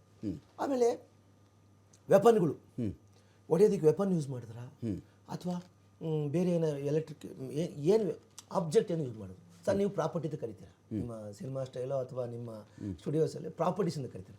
ನಮ್ಮಲ್ಲೂ ಅದೇ ಪ್ರಾಪರ್ಟೀಸೇ, ಆಬ್ಜೆಕ್ಟ್ಸು, ಪ್ರಾಪರ್ಟೀಸು. ಅದನ್ನು ಯಾರನ್ನ ಏನಕ್ಕೆ ಬಳಕೆ ಮಾಡಿದ್ರು? ಇವ್ರು ಹಣ ಸಪ್ಲೈ ಮಾಡ್ದ, ಹಣ ಅಂದರೆ ವೃತ್ತಿ ಎಸ್ಕಲಿಕ್ಕೆ ಹಣ ಸಪ್ಲೈ ಮಾಡೋದು ಸಹ ಅದಕ್ಕೂ ಸಾಕ್ಷಿ ಇರುತ್ತೆ, ಅದು ಅಪರಾಧನೇ ಅವನಿಗೆ. ನೋಡಿ ಸರ್, ಈಗ ನೀವು ಸಾಕ್ಷಿಗಳ ಪಟ್ಟಿನ, ಮೆಮೋ ಆಫ್ ಎವಿಡೆನ್ಸ್ನ ಮತ್ತೆ ಲಿಸ್ಟ್ ಆಫ್ ವಿಟ್ನೆಸ್ನ ನೀವು ತುಂಬಾ ಮಾಲುಪಟ್ಟಿ ಅಂದ್ರೆ ಆಬ್ಜೆಕ್ಟ್ಸ್. ಸರ್ ನಮ್ಮಲ್ಲಿ ಚಾರ್ಜ್ ಶೀಟ್ನಲ್ಲಿ 2 ಪೋರ್ಷನ್ ಇತ್ತು ನಮ್ಮಲ್ಲಿ. ಒಂದು list of witnesses, okay, technical witness. Sir ಈಗ ಯಾವುದೋ ಒಂದು ಆಡಿಯೋ ವಿಡಿಯೋನೋ ಅಥವಾ ಮೊಬೈಲ್ನೋ ಏನೋ ಮಾಡಿರ್ತಾರೆ, ಅದಕ್ಕೊಬ್ಬ ಟೆಕ್ನಿಕಲ್ ಎಕ್ಸ್ಪರ್ಟ್ ಇರ್ತಾನೆ ಸರ್. ಅವನು ಅದನ್ನು ನಮ್ಮ ನ್ಯಾಯಾಲಯ ಅವನ್ನ ಎವಿಡೆನ್ಸ್ ತೊಗೋಬೇಕು ಅಂತ ಒಪ್ಪುವಂಥ ಎವಿಡೆನ್ಸ್ ಇರ್ತಾನೆ. ಅದೇ ರೀತಿ ಒಬ್ಬ ಡಾಕ್ಟರ್ ಇರ್ತಾನೆ, ಅವನು ಫೊರೆನ್ಸಿಕ್ ಸೈನ್ಸ್ ಎಕ್ಸ್ಪರ್ಟು ಅಥವಾ ಬೇರೆ ಯಾವುದೋ ಇವಾಗ ಈ ಕೂದಲಾರ್ದು DNA ಎಕ್ಸ್ಪರ್ಟು. ಆಮೇಲೆ ಸರ್ ಈ ಬಟ್ಟೆ ಮೇಲೆ ಬಿದ್ದ ಕಲೆ ಅದು sir, this is called purely expert evidence. Sir ನಮ್ಮಲ್ಲಿ expert evidence, technical evidence, eye witness, circumstantial evidence, mahazar witness, arrest ಮಾಡುವಾಗ ಯಾರು ವಿಟ್ನೆಸ್ ಇದ್ರು, ಆಮೇಲೆ ಇದೆಲ್ಲದಕ್ಕೂ ನಮ್ಮಲ್ಲಿ ಒಂದು ಸಿಸ್ಟಮ್ಯಾಟಿಕ್ ಅರೇಂಜ್ಮೆಂಟ್ ಇದೆ ಸರ್. ನಮ್ಮಲ್ಲಿ ನಮಗೆ ಎಷ್ಟು ಬ್ಯೂಟಿಫುಲ್ ನಮ್ಮ ಕಾನೂನು ಕೊಟ್ಟಿದ್ದಾರೆ ನಮಗೆ ಅಂದ್ರೆ, ತನಿಖಾಧಿಕಾರಿ ಕೇವಲ ಸೆಕ್ಷನ್ ನೋಡಿ ನೋಡಿ ನೋಡಿ ನೋಡಿ ತನಿಖೆ ಮಾಡ್ಬೋದು. ಈ ತರ ಇದ್ದಾಗ ಸರ್, ಓಕೆ, ಪ್ರದೋಷ್ದು ರೋಲ್ ಏನು ಅಂತ ಅಲ್ಲಿ ನಿಮಗೂ ನಮ್ಗಿಬ್ಬರು ಗೊತ್ತಿಲ್ಲ. ಈಗ ತನಿಖೆ ಅಂತದ ಅಥವಾ ತನಿಖೆ ಅಲ್ಲ, ವಿಚಾರಣೆ ಅಂತ ಕೇಸ್ ಇದೆ. ಪ್ರದೋಷ್ ರೋಲ್ ಏನಿಗೆ ಅವನು ಅಕ್ಯೂಸ್ಡ್ ಇಲ್ಲಿ ಸರ್. ಈಗ ನೀವು ಪ್ರದೋಷ್ನ ನೀವೇ ಒಂದು ಕೇಸಲ್ಲಿ ಕೇಳ್ಬಿಡ್ತೀನಿ ಸರ್, ಒಂದು ಕೇಸಲ್ಲಿ ಇನ್ವಾಲ್ವ್ ಆಗಿರೋರು ಬಿಟ್ಬಿಟ್ರೆ ಹೊರ ಜಗತ್ತಿನವ್ರಿಗೆ ಅದನ್ನ ಹೇಳಕ್ ಸಾಧ್ಯನೇ ಇಲ್ಲ ಅನ್ನೋ ಎವಿಡೆನ್ಸ್ಗಳು ಇರ್ತಾವೆ ಸರ್. ಒಂದು ಕೇಸಲ್ಲಿ ಯಾವನ್ ಇನ್ವಾಲ್ವ್ ಆಗಿದ್ದಾನೋ ಅವನೊಬ್ಬನಿಗೆ ಬಿಟ್ರೆ ಇದು, ಅಥವಾ ಆ ಗುಂಪಿಗೆ ಬಿಟ್ಬಿಟ್ರೆ ಆ ಸತ್ಯ ಹೊರ ಜಗತ್ತಲ್ಲಿ ಯಾವನಿಗೂ ಗೊತ್ತಿರಕ್ಕೆ ಸಾಧ್ಯ. ಅದು ನಾನು ಹೇಳ್ತೀನಿ ಸರ್ ಅಂತ, ನಾನು ಹೇಳ್ತೀನಿ ಸರ್ ಅಂತಾನೆ. ಅವಾಗ ಏನ್ ಮಾಡ್ತೀರಿ? ಅದನ್ನ ಯಾರು ತೀರ್ಮಾನ ಮಾಡಬೇಕು? ಓಕೆ ಸರ್, ಈಗ ಪೊಲೀಸ್ ಕರ್ತವ್ಯ ಚಾರ್ಜ್ ಶೀಟ್ ಫೈಲ್ ಮಾಡ್ಬಿಡ್ತಾರೆ ಸರ್. ನೀವು ಚಾರ್ಜ್ ಶೀಟ್ ಫೈಲ್ ಮಾಡಿದ ತಕ್ಷಣ ನ್ಯಾಯಾಧೀಶರು ಇಲ್ಲ ನೀವೆಲ್ಲ ಕರೆಕ್ಟಾಗಿ ಮಾಡಿದ್ದೀರಾ, ಕ್ರಾಸ್ ಬಂದೇ ಬರುತ್ತಲ್ಲಿ ಎಲ್ಲ ಅವಕಾಶ ಕೊಡ್ತಾರೆ. ನೋಡಪ್ಪ ಇದಿದೆ, ನೀನು ಇದೆಲ್ಲ ಹೇಳ್ತಾ ಇದಾರೆ ಇವರು, ನೀನೇನು ಹೌದಾ ಅಲ್ವಾ ಹೇಳು. ಬಸವರಾಜ್ ಸರ್, ಇದಕ್ಕೆ ನೋಡಿ ಸರ್, ಪ್ರದೋಷ್ ಹೇಳಿದಂಥ ಸ್ಟೇಟ್ಮೆಂಟು ಸತ್ಯವಾಗಿಯೂ ಅದರಲ್ಲಿ ಯಾವುದೇ ಅನುಮಾನಕ್ಕೆ ಎಡೆ ಮಾಡುವಂಥ ಅಂಶಗಳು ಇಲ್ಲದೇ ಇದ್ದು, ಸಾಂದರ್ಭಿಕ ಸಾಕ್ಷಿಗಳಿಗೂ, ಪ್ರದೋಷ ಹೇಳ್ತಿರುವಂಥ ಸಾಕ್ಷಿಗಳಿಗೂ, ವೈಜ್ಞಾನಿಕ ಸಾಕ್ಷಿಗಳಿಗೂ, ಮೊಬೈಲ್ ಸಾಕ್ಷಿಗಳಿಗೂ, ಫಾರೆನ್ಸಿಕ್ಕು ಮತ್ತು ಪೋಸ್ಟ್ಮಾರ್ಟಮ್ ರಿಪೋರ್ಟ್, ಕೊರಾಬರೇಟಿವ್ ಎಲ್ಲದಕ್ಕೂ ತಾಳೆ ಆಗಿಬಿಡ್ತು ಅಂದರೆ ದರ್ಶನ್ಗೆ ಚಾನ್ಸ್ ಇಲ್ವಾ? ಕಡಿಮೆ ಚಾನ್ಸಸ್, ವೆರಿ ರೇರ್. ಓಕೆ, ಎಲ್ಲಾನು ಕೊರಾಬರೇಟ್ ಆಯ್ತು ಅಂದ್ರೆ ಚಾನ್ಸಸ್ ಆರ್ ವೆರಿ ರೇರ್. ನಾವು ಆಗಲೇ ಹೇಳ್ತಾ ಇದ್ರಿ, ಈ ಅದ್ರ ಏನು ಇನ್ವಾಲ್ವ್ ಆಗಿರೋನ್ ಬಿಟ್ಬಿಟ್ಟು ಇನ್ಯಾರಿಗೂ ಅದು ಗೊತ್ತಿಲ್ಲ ಅನ್ನೋರು ಅಲ್ಲ, ಸಾಕ್ಷಿಗಾರರು ಎಲ್ಲ ಇದು ಅಪ್ರೂವರ್ ಅವಶ್ಯಕತೆ ಇದೆನಾ ಅಂತ ಆಗಲೇ ನೀವು ಕೇಳ್ತಾ ಇದ್ರಿ. ಈ ನಾವು ಎವಿಡೆನ್ಸ್ ಯಾವುದೂ ಇಲ್ಲ, ಐ ವಿಟ್ನೆಸ್ ಯಾರೂ ಇಲ್ಲ ಅವಾಗ ಏನು ಬೇರೆ ಎವಿಡೆನ್ಸ್ ಇಲ್ಲ, ಟೆಕ್ನಿಕಲ್ ಎವಿಡೆನ್ಸ್ ಇಲ್ಲ, ಯಾವುದೂ ಎವಿಡೆನ್ಸ್ ಇಲ್ಲ ಅಂದ್ರೆ ನಾವು ಅವಾಗ ಅಪ್ರೂವರ್ ಮಾಡ್ಲಿಕ್ಕೆ ಅವನಿಗೆ ಇನ್ಸಿಸ್ಟ್ ಮಾಡ್ತೀವಿ. ಅದರಲ್ಲಿ ಯಾರು ಸ್ವಲ್ಪ ವೀಕ್ ಮೆಂಟಾಲಿಟಿ ಇರ್ತದೆ, ವೀಕ್ ಮನುಷ್ಯ ಇದು ಇರ್ತದೆ. ಪೊಲೀಸ್ ಬುದ್ಧಿ. ಹೌದು, ನಾವು ಸುಮಾರು 1000 ಕೇಸ್ ಮಾಡಿದೀವಿ. 40 ವರ್ಷ ಸೇವೆ ನಮ್ದು ಪೊಲೀಸ್ ಇಲಾಖೆಯಲ್ಲಿ. ಸಾಕಷ್ಟು 1000 ಕೇಸು ಇನ್ವೆಸ್ಟಿಗೇಷನ್ ಮಾಡಿದ್ದೇವೆ. ಯಾವನು ವೀಕ್ ಮನುಷ್ಯ ಇರ್ತಾನೆ, ಯಾವನು ಸ್ವಲ್ಪ ನಿಜ ಹಿಡಿತಾನೆ, ಬಾರಪ್ಪ ನೀನು ಸಾಕ್ಷಿ ಮಾಡ್ತೇನೆ, ನಿನಗೆ ಅಪ್ರೂವರ್ ಮಾಡ್ತೀವಿ ಬಾ. ಅದೇ ಗುಡ್ ಕಾಪ್ ಬ್ಯಾಡ್ ಕಾಪ್ ಥಿಯರಿ ಸರ್. ಹೊಡೆದಿರ್ತಾನೆ, ನಾವು ಬಂದ್ಬಿಟ್ಟು ಯಾಕೆ ಓದಿ ತಿಂತ ಅಂತ ಸಾಹಿತ್ಯ ಮಗನೇ ಜಗಳು ಬಂದ್ಬಿಡು ಅಪ್ರೂವರ್ ಆಗ್ಬಿಡು, ನಾನು ಚಾರ್ಜ್ ಶೀಟ್ ಹಾಕ್ಬಿಡ್ತೀನಿ. ಸೊ ಈ ತರ ಹೇಳುವಂತ ಚಾನ್ಸಸ್ ಬಹಳ ಮಾಡಿದ್ದೀರಿ ಸರ್ ನೀವೆಲ್ಲ. ಮಾಡಿದೀವಿ ಬ್ರದರ್, ಇಲ್ಲ ಅಂತ ಅನ್ನೋದಿಲ್ಲ, ಮಾಡಿದ್ದೇವೆ. ಮತ್ತೆ ಅವ್ನು ನಿಜ ಹೇಳ್ತಾನೆ, ಏನು ಎವಿಡೆನ್ಸ್ ಇಲ್ಲ ಏನ್ ಮಾಡ್ಲಿಕ್ಕೆ ಆಗ್ತದೆ, ಬೇಕೇ ಬೇಕಲ್ಲ ಮಾಡಲ್ಲ. ನೋಡಿ ನಾವು ಮರ್ಡರ್ 17 ಜನ ಯಾರು ಗುಂಪಲ್ಲಿಲ್ಲ ಅಂದಾಗ ಬೇಕೇ ಬೇಕಲ್ಲ. ಮರ್ಡರ್ ಆಗಿದ್ ನಿಜಾನ, ಹೆಣ ಬಿದ್ದಿದ್ ನಿಜ, ಸತ್ತಿದ್ ನಿಜ, ಮತ್ತೆ ಅದಕ್ಕೆ ನ್ಯಾಯ ಸಿಗ್ಬೇಕಲ್ಲ. ಓಕೆ, ನಾವು ನ್ಯಾಯದ ಪರವಾಗಿ ನಾವು ಮಾಡ್ತೇವೆ ಹೊರತಾಗಿ ನಮಗೇನು ಇಂಟ್ರೆಸ್ಟ್ ಇರುವುದಿಲ್ಲ. ಅವ್ನು ನ್ಯಾಯ ಕೊಡಿಸ್ಬೇಕು, ಸತ್ತವನಿಗೆ ಅನ್ಯಾಯ ಆಗಿದೆ ಅಂತ ಅವ್ರ ಸಂಬಂಧಿಕರಿಗೆ ನ್ಯಾಯ ಕೊಡಿಸ್ಬೇಕು ಅನ್ನೋ ಉದ್ದೇಶದಿಂದ ನಾವು ಈ ತರ ಮಾಡ್ತೇವೆ. ಅದೇನು ಕೆಟ್ಟ ಉದ್ದೇಶದಿಂದ ಏನು ಇರುವುದಿಲ್ಲ. ಮಾಡ್ತೀರಾ ನೀವು? ಮಾಡ್ತೀವಿ, ಮಾಡಿದ್ದೀರಾ? ಮಾಡಿದ್ದೀವಿ. ಓಕೆ. ಮತ್ತೆ ಇನ್ನೊಂದೇನಿದೆ, ಈ ಕೇಸ್ನಲ್ಲಿ ಈಗ ಎಲ್ಲಾ ವಕೀಲರುಗಳನ್ನು ಕ್ರಾಸ್ ಮಾಡೋದು ನಮಗೆ ಆಗಲೇ ಹೇಳಿದ್ರು, ನೀವು ಎಲ್ಲ ಕ್ರಾಸ್ ಮಾಡ್ತಾರಂತ ಚಾನ್ಸ್ ಇದಾವೆ. ಮತ್ತೆ ಅವರು ಧರ್ಮ, ಈಗ ಅವ್ನು ಉಳಿಸ್ಕೊಳ್ಳಿಕ್ಕೇನೆ ಕಕ್ಷಿದಾರರು ಉಳಿಸೋದಕ್ಕೆ ಅವ್ನ ಕರ್ತವ್ಯ. ಅವ್ನ ಪೇಮೆಂಟ್ ಇರ್ತದೆ, ಪೇಮೆಂಟ್ ಮಾಡಿರ್ತಾರೆ, ಅದ್ರದ್ದು ಧರ್ಮ ಆ ಪ್ರಕಾರ ಅವ್ರು ಆರ್ಗ್ಯುಮೆಂಟ್ ಮಾಡ್ತಾರೆ. ವೃತ್ತಿ ಧರ್ಮ, ಅದ್ರ ಪ್ರಶ್ನೆನೇ ಇಲ್ಲ. ಇವನ್ ನಿಜ ಇದು ಸುಳ್ಳು ಮಾಡ್ತಾರೆ, ಸುಳ್ಳು ಇದು ನಿಜ ಮಾಡ್ತಾರೆ, ಅದು ಅವ್ರದ್ದು ವೃತ್ತಿನೇ. ಅದನ್ನೇ ಬರ್ತಾರೆ ನಿಜನೇ. ಅದೇ ಹಿಂಗಿರುವಾಗ ಇದ್ರಲಿಂದಾನೇ ಅವನಿಗೆ ಶಿಕ್ಷೆ ಆಗ್ತದೆ ಅಂತ ಅನ್ನೋದೇನು ನನಗೇನು ಡೌಟ್. ಮತ್ತೆ ಇನ್ನೊಂದೇನಿದೆ, ಮರ್ಡರ್ ಕೇಸ್ನಲ್ಲಿ ಹೆಚ್ಚಾಗಿ ಮರ್ಡರ್ ಮಾಡಿದವನು ಅಬ್ಸ್ಕಾಂಡಿಂಗ್ ಆಗ್ತಾನೆ. Very rare. ಕರೆಕ್ಟ್. 80% ಕೇಸ್ನಲ್ಲಿ ನಾನು ನೋಡಿದ್ದೇನೆ, ಎಲ್ಲ ಅಬ್ಸ್ಕಾಂಡಿಂಗ್ ಇರ್ತಾರೆ. ಒಂದು 20% ಕೆಲವೊಬ್ರು ರುಂಡಾನ ಹಿಡ್ಕೊಂಡ್ ಬರ್ತಾರೆ ಸ್ಟೇಷನ್ಗೆ. ಸರ್ ನಾನು ಕೊಲೆ ಮಾಡಿ, ನಾನು ಹೇಳ್ತಿಲ್ಲ, ಇವಳು ಅನೈತಿಕ ಸಂಬಂಧ ಇತ್ತು, ಇವ ಪ್ಯಾರಮರು, ಇವಂಗೂ ಹೊಡೆದೇನೆ, ಇವಂಗ್ ತಗೊಳ್ಳಿ. ಎಲ್ಲಿವರೆಗೆ ಅಂದ್ರೆ ರುಂಡ ಕಟ್ ಮಾಡಿ ಅವನ ಬಾಯಿಯಲ್ಲಿ ಅವ್ನ ಲಿಂಗನೇ ಇಟ್ಟಿರ್ತಾರೆ. ಅಂತದ್ದು ಸೀಸ್ ಮಾಡಿದ್ದೇವೆ ನಾವು. ಸೆಕ್ಸುವಲ್ ಇದು ರೀಸನ್. ಇಬ್ಬರು ಮಲ್ಕೊಂಡಾಗೆ ಗುದ್ಲಿ ಹಾಕಿ ಹೊಡೆದ್ರೆ ಗುದ್ಲಿ ಇಡೀ ಇಬ್ಬರು ದೇಹದಲ್ಲಿ ಪಾಸ್ ಆಗಿ ಅಲ್ಲೇ ನೆಲದಲ್ಲಿ ಉಗಿದು ಅಲ್ಲೇ ಡೆತ್ ಆಗಿತ್ತು ಇಬ್ರು. ಇವನ ಲಿಂಗ ಸದಾ ಇದರಲ್ಲಿ ಇತ್ತು, ವಜನದಲ್ಲಿ. ಅಂತದ್ದು ಸೀಜ್ ಮಾಡಿದ್ದೇವೆ. ಸಾಕಷ್ಟು ಕೇಸುಗಳು ಮಾಡಿದ್ದೇವೆ, ಅದ್ರ ಪ್ರಶ್ನೆನೇ ಇಲ್ಲ. ನಾವು ಹೇಳೋದ ಹಾಗೆ ಯಾಕೆ ವಕೀಲ ಅಲ್ಲ, ಏನ್ ಸರ್ ಕಾನೂನೇ ಮರ್ತ್ಬಿಟ್ಟು ನೀವು ನಿಮ್ ಕೆಲ್ಸಕ್ಕೋಸ್ಕರ ನೀವು ಕಾನೂನು ಮಾಡ್ತೀವಲ್ಲ. ಕಾನೂನು ಯಾಕೆ ಬರ್ತೀವಿ ನಾವು? ಕಾನೂನು ಪ್ರಕಾರ ಮಾಡ್ತೀವಿ. ಅವನು ಯಾರು ಒಬ್ಬ ನೀವು ಸಾಕ್ಷಿ ಸೀಸ್ ಮಾಡ್ಕೊಂಡು ಬಂದಿದ್ದೀವಿ, ಸೀಸ್ ಮಾಡಿದ್ದೇವೆ ಅಂತ ಹೇಳ್ತಾ ಇರೋದು. ಇಲ್ಲ ಅಂತಲ್ಲ ನಾನು ಹೇಳೋದಿಲ್ಲ, ಅಕ್ಯೂಸ್ ಅಲ್ಲ ಅಂತ ಹೇಳೋದಿಲ್ಲ. ಇಂಥವು ಅನೇಕ ಕೇಸುಗಳು ಮಾಡಿದ್ದೀವಿ. ಯಾವ ವಿಟ್ನೆಸ್ಗಳನ್ನು ಏನೋ ನಮಗೆ ಅನಿವಾರ್ಯತೆ ಏನೂ ಇಲ್ಲಪ್ಪ ಅಂದಾಗ ಅವಾಗ ನಾವು ಅಪ್ರೂವ್ ಮಾಡಿದ್ವಿ. ಇದರಲ್ಲಿ ಸಾಕಷ್ಟು ಎವಿಡೆನ್ಸ್ಗಳು ಇದಾವೆ. ಆ ವಿಟ್ನೆಸ್ ಇದಾವೆ. 164 ಮಾಡಿಸಿದ್ದಾರೆ, ಸುಮಾರು ಜನರಿಗೆ 164 ಮಾಡಿಸಿದ್ದಾರೆ, ನಮ್ಮ ಪೊಲೀಸರು ಮಾಡಿಸಿದ್ದಾರೆ. ಮತ್ತೆ ಇಷ್ಟಲ್ಲಿ ಇರುವಾಗ ಇವಂದೇನು ಅವಶ್ಯಕತೆನಾ? ಇದು ಬಹಳ ದೊಡ್ಡ ಇದರಿಂದನೇ ಇವ್ನು ಶಿಕ್ಷೆ ಆಗ್ತದ ಅನ್ನೋದು ಏನು ಪ್ರಶ್ನೆ ಇಲ್ಲ. ಮತ್ತೆ ಇನ್ನೊಂದೇನು, ನಾನು ಆಗಲೇ ಹೇಳ್ದಲ್ಲ, ಇವನೇನು ಓಡಿ ಹೋಗಿಲ್ಲ, ಮರ್ಡರ್ ಮಾಡಿ ಶೂಟಿಂಗ್ ನಲ್ಲಿ ಇದ್ದಾನೆ, ಪಕ್ಕದಲ್ಲೇ ಇದ್ದಾನೆ. ಪೊಲೀಸರು ಕರೆದ್ರೆ ಸರಳ ಸಂಬಂಧ, ಯಾವುದು ತಕರಾರು ಮಾಡದೆ ಬಂದು ಹಾಜರಾಗಿದ್ದಾನೆ. ಸೊ ಇವು ಸದ ಕನ್ಸಿಡರ್ ಮಾಡ್ತಾರೆ. ಇವನು ಸದ ಚರ್ಚೆ ಮತ್ತೆ ಮುಂದುವರಿಸ್ತೀನಿ. XL PU ಕಾಲೇಜು ಗುರುವಾನಿಕೆರೆ ಪ್ರಾಯೋಜಿತ ಅಖಾಡ ಬಿಗ್ ಫೈಟ್ ವಿಶೇಷ ಮತ್ತೆ ಮುಂದುವರಿತು. XL PU ಕಾಲೇಜು ಗುರುವಾನಿಕೆರೆ ಪ್ರಾಯೋಜಿತ ಅಖಾಡ ಬಿಗ್ ಫೈಟ್ ವಿಶೇಷ ಮತ್ತೆ ಮುಂದುವರಿತಾ ಇದೆ. ನಾನು ಮೂರ್ತಿ ಸರ್ಗೆ ಒಂದು ಪ್ರಶ್ನೆ ಇರ್ತದೆ ನಂದು. ನೋಡಿ ಸರ್, ಇಲ್ಲಿ ಅತಿ ಮುಖ್ಯವಾಗಿ ಪ್ರದೋಷ್ ಸ್ಟೇಟ್ಮೆಂಟ್ಸು ಏನಾದರೂ ಫಾರೆನ್ಸಿಕ್ ಎವಿಡೆನ್ಸ್ಗೆ ಕಾಂಟ್ರಡಿಕ್ಟ್ ಆಗಿದ್ದರೆ, ಫಾರೆನ್ಸಿಕ್ ಎವಿಡೆನ್ಸ್ ಏನೋ ಕಥೆ ಹೇಳ್ತಾ ಇದೆ, ಅದು ತದ್ವಿರುದ್ಧವಾಗಿರ್ತಕ್ಕಂಥ ಕಥೆಯನ್ನು ಪ್ರದೋಷ್ ಹೇಳ್ತಿದ್ದಾನೆ ಅಂತ ಅನ್ನಿಸಿದ ಪಕ್ಷದಲ್ಲಿ ಇನ್ವೆಸ್ಟಿಗೇಟರು ಯಾವುದ್ರ ಮೇಲೆ ಡಿಪೆಂಡ್ ಆಗಬೇಕು ಅವಾಗ ಅಂತ?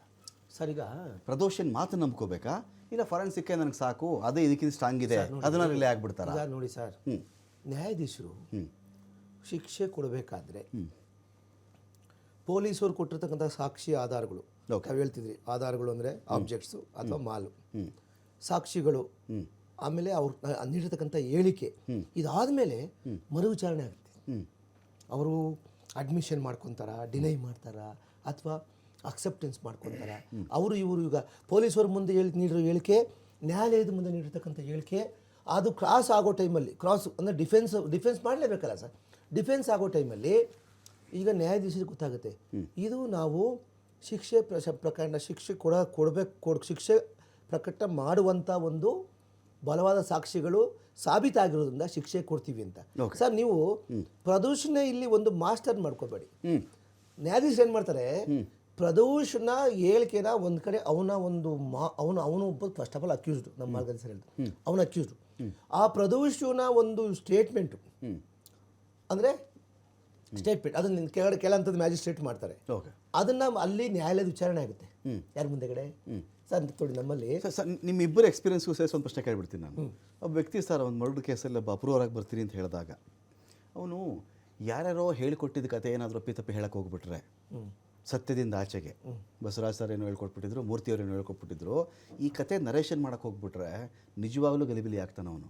ಬದಲಿಗೆ ಏನು ನಡೆದಿದೆ, ನಾನು ಎಷ್ಟು ಗಂಟೆಗೆ ಅಲ್ಲಿ ಹೋದೆ, ಏನಾಯಿತು ಅಂತ ನಿರರ್ಗಳವಾಗಿ ನಾನು ಮಾತಾಡ್ತೀನಿ ಅಂದರೆ ಅದಕ್ಕೆ ಮೂರ್ತಿನೂ ಬೇಕಾಗಲ್ಲ, ಬಸವರಾಜು ಬೇಕಾಗಲ್ಲ. ಅದಕ್ಕೆ ನಡೆದಿದ್ದ ಕತೆ ನಾನು ಹೇಳ್ಬಿಡ್ತೀನಿ ಸ್ವಾಮಿ ಅಂದರೆ, ಇಂಥ ಟೈಮ್ಗೆ ಹೋದೆ ಸ್ವಾಮಿ, ಇಲ್ಲಿ ಕೂತಿದ್ರು, ಇಲ್ಲಿ ಊಟ ಮಾಡ್ತಿದ್ರು, ಅಲ್ಲಿ ಹೋದ್ರು, ಕರೆದುಕೊಂಡು ಹೋದ್ರು, ಬಂದ್ಬಿಡುತ್ತೆ ಸರ್, ಫ್ಲೋ ಬಂದುಬಿಡುತ್ತೆ. ಇಲ್ಲ ಈ ಥರ ಹೇಳ್ಬಿಟ್ಟು ನೀನು ಮಧ್ಯದಲ್ಲಿ ಇದನ್ನು ಸೇರಿಸು ಅದನ್ನು ಸೇರಿಸು ಅಂದರೆ ಕ್ರಾಸ್ ಎಕ್ಸಾಮಿನೇಷನ್ ಬಿದ್ದೋಗ್ಬಿಡ್ತಾನೆ ಸರ್ ಅವ್ನು. ಬಿದೋಗ್ಲಿ. ಮತ್ತೆ ತಾವು ಹೇಳೋ ಕ್ವಶನ್ ಆನ್ಸರ್ ಏನಂದ್ರೆ ನ್ಯಾಯಾಧೀಶರು ಡಿಸ್ಕಷನ್ ಇರ್ತದೆ ಸರ್. ಕರೆಕ್ಟ್. ಯಾಕೆ ಡಿಸ್ಕಷನ್ ವಿವೇಚನಾಧಿಕಾರ. ಇವನು ಬಂದು ಇಂಥ ಟ್ರಯಲ್ ಸ್ಟೈಲ್ ಬಂದು ಇವನು ಅಕ್ಯೂಸ್ಡು ಇವನು ಹೇಳಿದಾನಲ್ಲ, ಇವನು ಹೇಳಿರೋ ಹೇಳಿಕೆಗೂ ಪ್ರಾಸಿಕ್ಯೂಷನ್ ಪದೇ ಪದೇ ಹೇಳ್ತೀರಿ, ಪ್ರಾಸಿಕ್ಯೂಷನ್ ಮಾಡಿರ್ತಕ್ಕಂಥ ಎವಿಡೆನ್ಸ್ ಮೆಟೀರಿಯಲ್ಗೂ ತಾಳೆ ಆಗ್ತಿದ್ಯಾ ಅಥವಾ ಕಾಂಟ್ರಡಿಕ್ಟರಿ ಇದೆಯಾ? ಇಲ್ಲ ಇದನ್ನ ನಾನು ಮತ್ತೆ ತನಿಖೆಗೆ ಆದೇಶ ಮಾಡಲ್ಲ. ನೋಡಿ ತಮ್ಗೆ ಆದೇಶ ಮಾಡ್ತೀನಿ ನಾನು ಬಸವರಾಜ್ ಸರ್ ಒಂದು ಪ್ರಶ್ನೆ ಹೌದು, ತನಿಖೆಗೆ ಆದೇಶ ಮಾಡಲ್ಲ ಅಂತ ಮಾಡಿದ್ರೆ ಬಸವರಾಜ್ ಸರ್ ಮತ್ತೆ ಇವಾಗ ಹೋಗುತ್ತೆ. ಸ್ವಾಮಿ ಹೋಗಿದ್ದು ನಿಜ, ನಾನು ದರ್ಶನ್ ಕಾಲಿಡ್ಕೊಂಬಿಟ್ಟೆ, ಹೊಡಿಬೇಡಿ ಅಂತ ನಾನು ಕೇಳಿದ್ದು ನಿಜ, ಅವ್ರು ಹೊಡಿತಾ ಇದ್ದಿದ್ದು ನಿಜ.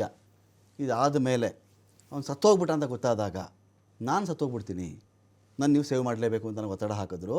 ಅವರೇ ದುಡ್ಡು ಕೊಟ್ಟರು ಸ್ವಾಮಿ, ನನಗೆ ಈ ದುಡ್ಡನ್ನು ತೊಗೊಂಡೋಗಿ ನಾನು ಯಾರಿಗೋ ಕೊಟ್ಬಿಟ್ಟು 3 ಜನಕ್ಕೆ ನಾನು ಫಿಟ್ ಮಾಡೋದನ್ನೇ ಹೊರತು ನಾನಾಗಿ ನಾನು ಇನ್ವಾಲ್ವ್ ಆಗಿದ್ರಲ್ಲಿ ಕೆಲಸ ಮಾಡಲಿಲ್ಲ.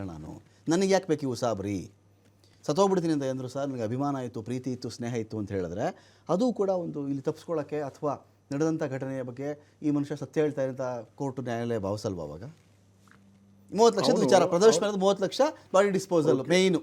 ಓಕೆ, ಅದು ಡಿಸ್ಪೋಸಲ್ ಮಾಡಿದ್ದು ನಿಜನ, ಅಮೌಂಟು ಎಲ್ಲರಿಗೆ ಹಂಚಿದ್ದು ನಿಜನ, ಫಾಲ್ಸ್ ಎವಿಡೆನ್ಸ್ ಕ್ರಿಯೇಟ್ ಮಾಡಿ ಕರ್ಕೊಂಬಂದಿದ್ದು ನಿಜನ, ಅವೆಲ್ಲ ನಿಜ ಇರುವಾಗ ಇವನು ಹೇಳಿದ್ದ ಸಾಕ್ಷಿ ಏನು ಮೊದಲು ಹೇಳಿರ್ತಾನೆ, ಇವನು ಆಗಲೇ ಏನಂದ್ರಲ್ಲಿ ನೀವು ಅದೇ ಈಗ ಒಂದು ಬಾಡಿ ಸಾಗಿಸ್ಬೇಕಾದ್ರೆ ಹೊಡಿಬೇಡಿ ಅಂತ ಹೇಳಿದ್ರು, ನಾನೇ ಸತ್ತೋಗ್ಬಿಡ್ತೀನಿ ಅಂತ ಗನ್ ಹಿಡ್ಕೊಂಡು ಸಾಯ್ತೀನಿ ಅಂತ ಅವ್ರ ಕ್ಯಾರೆಕ್ಟರ್ ಮನುಷ್ಯನ ಅವನು. ಅವ್ನ ಹಿಸ್ಟ್ರಿ ನಾವು ನೋಡಿದ್ರೆ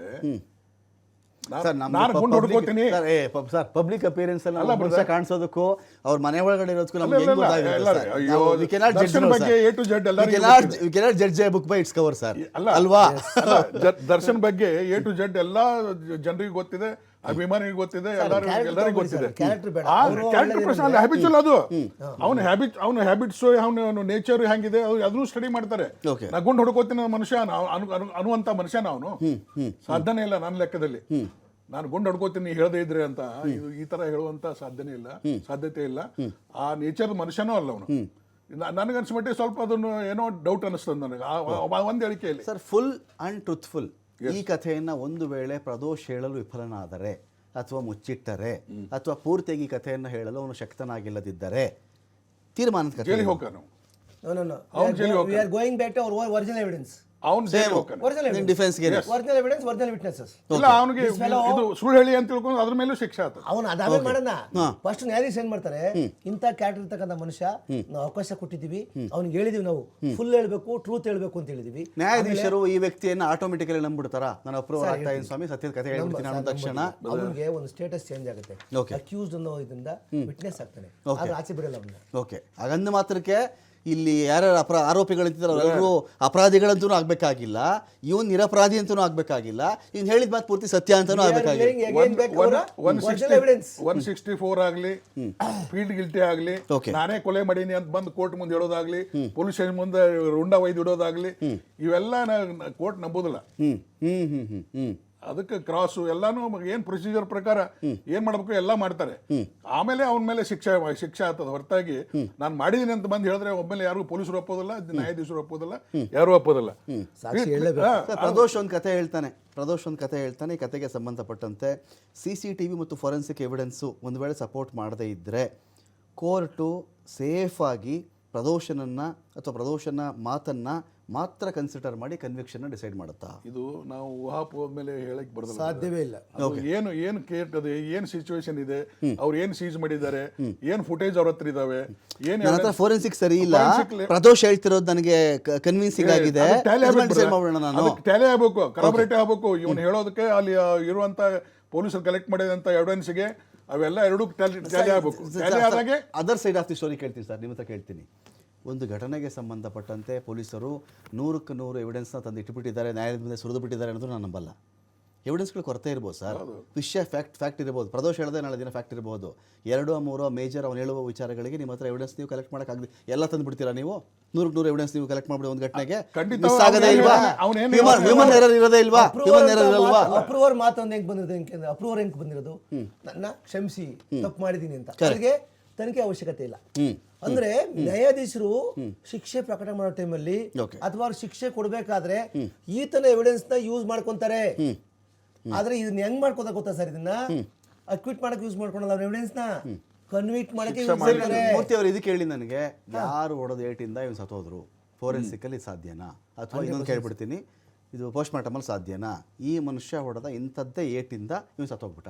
ನಾನು ಹೇಳ್ತೀನಿ ನಾವೆಲ್ಲ ಹೊಡೆದಿದ್ದೆ ಸ್ವಾಮಿ, ಅವ್ನು ಸತ್ತೋಗ್ತಾನೆ ಅನ್ನೋ ಸಣ್ಣ ಅಂದಾಜು ನೋಡಿ ಸಿಟ್ಟಿಗೆ ಬುದ್ಧಿ ಕಲ್ಸಕ್ಕೆ ಡಾಕ್ಟ್ರು ಫೋರೆನ್ಸಿಕ್ ಡಾಕ್ಟ್ರು ಬಲವಾಗಿ ಏಟ್ ಬಿದ್ದಿತ್ತು ತೊಡೆ ಮೇಲೆ, ಅಥವಾ ತೊಡೆ ಮೇಲೆ ಬಲವಾದ ಏಟ್ ಬಿದ್ದಿದೆ, ಹಂಗೆ ಸತ್ತಿದ್ದಾರೆ ಅಂತ ಫೋರೆನ್ಸಿಕ್ ಆಯ್ತಲ್ಲ ಸರ್, ನಿಮಗೆ ಡಾಕ್ಟರ್ ಕೊಡ್ತಾನೆ, ನೀವೇನ್ ಮಾಡಿದ ತಗೊಂತೀರಾ ಅದನ್ನ, ಅದು ಇಟ್ಕೊಂತೀರಾ?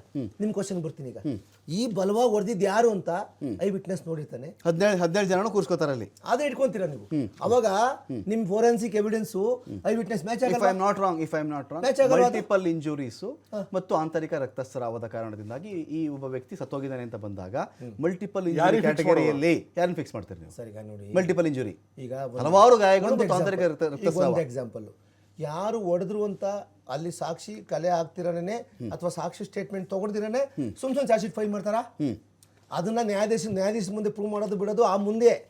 ಇವತ್ತು ನಾನು ಚಾರ್ಜ್ ಶೀಟ್ ಫೈಲ್ ಮಾಡ್ಬೇಕಾದ್ರೆ ನಿನ್ ಫೋರೆನ್ಸಿಕ್ ಎವಿಡೆನ್ಸ್ ಆಯ್ತಪ್ಪ, ನೀವು ತಾವೇ ಟಿವಿ ಹೇಳ್ತಿದ್ರಿ ಎಲ್ಲ ಬಾಡಿಲೆಲ್ಲ ಫುಲ್ ಗಾಯಗಳಾಗಿತ್ತು, ಮಾಗಿದ ರಕ್ತ ಗಾಯಗಳಿತ್ತು, ಯಾವ್ಯಾವ ಗಾಯ ಆಗಿತ್ತು ಅಂತ ಹೇಳಿ ಡಾಕ್ಟರ್ ಸರ್ಟಿಫಿಕೇಟ್ ಕೊಡ್ತಾರಲ್ಲ, ಯಾಕಾಯ್ತು ಅಂತ ಕೊಡ್ತಾರಲ್ಲ, ಚುಚ್ಚಿದಾರ, ಬೆಂಕಿ ಇಟ್ಟಿದಾರ, ಅಥವಾ ಯಾವ್ದಾರ ಮರು ತುಂಡಿಂದ ಹೊಡೆದಿದ್ದಾರ, ಅಥವಾ ಯಾವ್ದಾರ ಬೇರೆ ಆಬ್ಜೆಕ್ಟ್ ಅಂತ ಹೇಳೋದು ನಾವು, ಆಬ್ಜೆಕ್ಟ್ ಇಂದ ಹೊಡೆದಿದ್ದಾರಾ ಅಂತ ಹೇಳಕ್ಕೆ ಅದು ನೀವು ಫೋರೆನ್ಸಿಕ್ ಅಂತ ಹೇಳ್ತೀರಾ. ಬಟ್ ಆ ಆಬ್ಜೆಕ್ಟ್ ಯಾರ ಕೈಲಿತ್ತು, ಯಾಕೆ ಹೊಡೆದ್ರು, ಎಲ್ಲಿ ಹೊಡೆದ್ರು ಅಂತ ಹೇಳಕ್ಕೆ ಸಾಕ್ಷಿ ನಿಮ್ಮಲ್ಲಿ ಇರ್ತದಲ್ಲ, ಎರಡು ಸೇರ್ತಾನೆ ಚಾರ್ಜ್ ಶೀಟ್ ಫೈಲ್ ಮಾಡೋದು ಸಾಧ್ಯ ಐವೋ. ಅದನ್ನ ಈಗ ಪ್ರದೋಷು ಅದಕ್ಕೆ ತಾಳೆ ನಮ್ಮಲ್ಲಿ ತಾಳ ಹಾಕೋದು ಅಂತ, ನೀವು ತಾಳ ಹಾಕು ಅಂತ ಉಲ್ಟಾ. ಅಂದ್ರೆ ಆ prosecution witness, prosecution objects collect ಮಾಡಿರೋದಕ್ಕೂ ಪ್ರದೋಷ ಏನೋ ಸರಿಯಾಗಿ ಅವ್ರು ಕರೆಕ್ಟು ಅಂತ ಮ್ಯಾಚ್ ಆದ್ರೆ ನ್ಯಾಯಾಧೀಶರು ಅದು ಕನ್ಸಿಡರ್ ಮಾಡ್ತಾರೆ. ನಾನು ಬಸವರಾಜ್ ಸರ್ಗೆ ಒಂದು ಪ್ರಶ್ನೆ ಕೇಳ್ಬಿಡ್ತೀನಿ ಸರ್. ಈ ಒಂದು ಪ್ರದೋಷನ ಸ್ಟೇಟ್ಮೆಂಟ್ ಅನ್ನೋದು ಬಂದಾಗ 3 ಸ್ಟೇಜಲ್ಲಿ ನಾವು ಕನ್ಸಿಡರ್ ಮಾಡಬೇಕಾಗುತ್ತೆ ಸರ್ ಈ ಕೇಸನ್ನ. ಒಂದು, ಪ್ರದೋಷನ ಸತ್ಯಾಸತ್ಯತೆ, ಅವನ ಮಾತಿನ ವಿಶ್ವಾಸಾರ್ಹತೆ ಎಷ್ಟು ಮಟ್ಟಿಗೆ ಅಂತೇಳಿ ಕ್ರೆಡಿಬಿಲಿಟಿ ಒಂದು ಬೇಕಾಗುತ್ತೆ. ಅವನು ನಿಜವಾಗಲೂ ಪೂರ್ತಿ ಮನಸ್ಸಿನಿಂದ ಸತ್ಯವನ್ನು ಹೇಳ್ತಾ ಇದ್ದಾನ, ಅಥವಾ ತನ್ನನ್ನು ತಾನು ರಕ್ಷಣೆ ಮಾಡಿಕೊಳ್ಳುವ ಸಲುವಾಗಿ, ಶಿಕ್ಷೆ ಕಡಿಮೆ ಮಾಡಿಸ್ಕೊಳ್ಳೋ ಸಲುವಾಗಿ, ಅಥವಾ ಜೈಲಿಂದ ಆಚೆ ಬಂದ್ಬಿಡೋ ಸಲುವಾಗಿ ಏನಾದರೂ ಹೇಳ್ತಾ ಇದ್ದಾನ? ಪಾಯಿಂಟ್ 1. ಪಾಯಿಂಟ್ 2, ಕೊರಾಬೊರೇಷನ್. ಈತ ಹೇಳುವಂಥ ವಿಚಾರಗಳಿಗೆ CCTVನೋ, ಫಾರೆನ್ಸಿಕ್ ಎವಿಡೆನ್ಸ್ಗಳೋ, ವೆಹಿಕಲ್ಸೋ ಪಾಸ್ ಆಗಿರೋದು, ಅಲ್ಲಿ ಮೊಬೈಲ್ ಟವರೋ, ಇದು ಮ್ಯಾಚ್ ಆಗುತ್ತಾ ಅಂತ.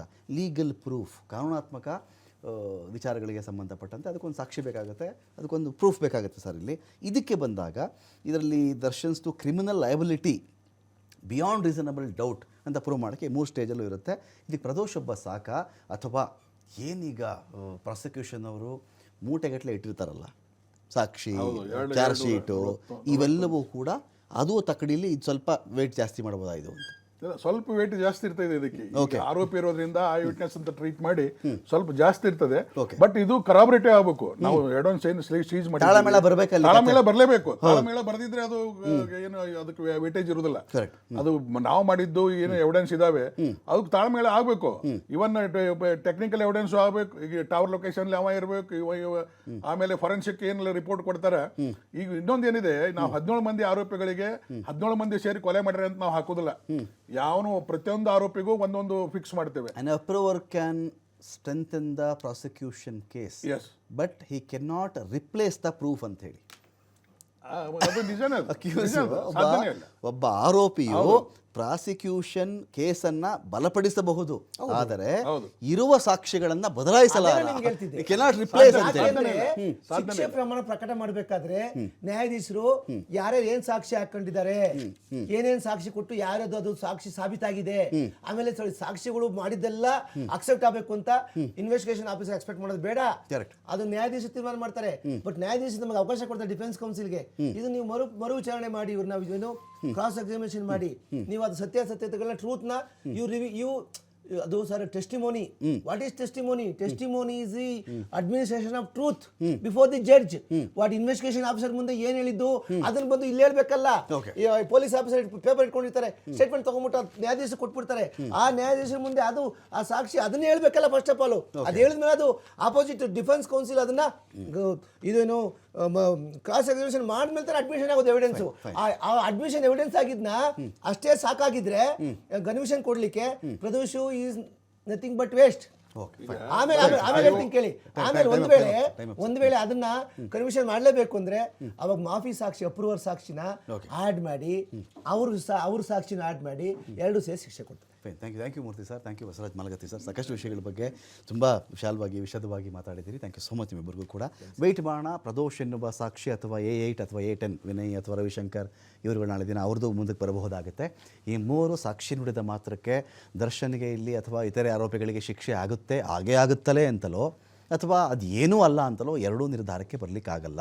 ಪ್ರಾಸಿಕ್ಯೂಷನ್ ಬಳಿ ಇರತಕ್ಕಂತಹ ಸಾಕ್ಷ್ಯಗಳ ಗುಡ್ಡೆ ಏನಿದೆಯೋ, ಈ ಸಾಕ್ಷ್ಯಗಳ ಗುಡ್ಡೆಗೆ ತತ್ಸಂಬಂಧಿಯಾಗಿ ಜೊತೆಗೆ ಪೂರಕವಾಗಿ ಮತ್ತು ಅದಕ್ಕೆ ಕಾಲಘಟ್ಟದಲ್ಲಿ ಸಾಕ್ಷಿಗಳಿಗೆ ಹೊಂದಿಕೆಯಾಗುವಂತೆ ಇವರ ಸ್ಟೇಟ್ಮೆಂಟ್ಗಳು ಬಂದು ಇದು ಡಿಫೆನ್ಸ್ ಅವರು ಮಾಡುವ ಕ್ರಾಸ್ ಎಕ್ಸಾಮಿನೇಷನ್ ತಳಕಂಬಳಕ ಪ್ರಶ್ನೆಗಳನ್ನು ಕೇಳಿ ಆ ಕಡೆ ಈ ಕಡೆ ಎಲ್ಲ ಮಾಡಿದ ಮೇಲೂ ಈ ಇಡೀ ಪಾಕ ಇದೆಯಲ್ಲ ಇದು ಗಟ್ಟಿಯಾಗಿ ಉಳ್ಕೊಂಡ್ರೆ ಮಾತ್ರ ಇದರಲ್ಲಿ ಅಪರಾಧಿಗಳ್ಯಾರು ಅಂತ ಗೊತ್ತಾಗುತ್ತೆ ಅಂತ ಹೇಳ್ತಾ ಡಿಬೇಟ್ ಮುಗಿಸ್ತಾ ಇದ್ದೀನಿ.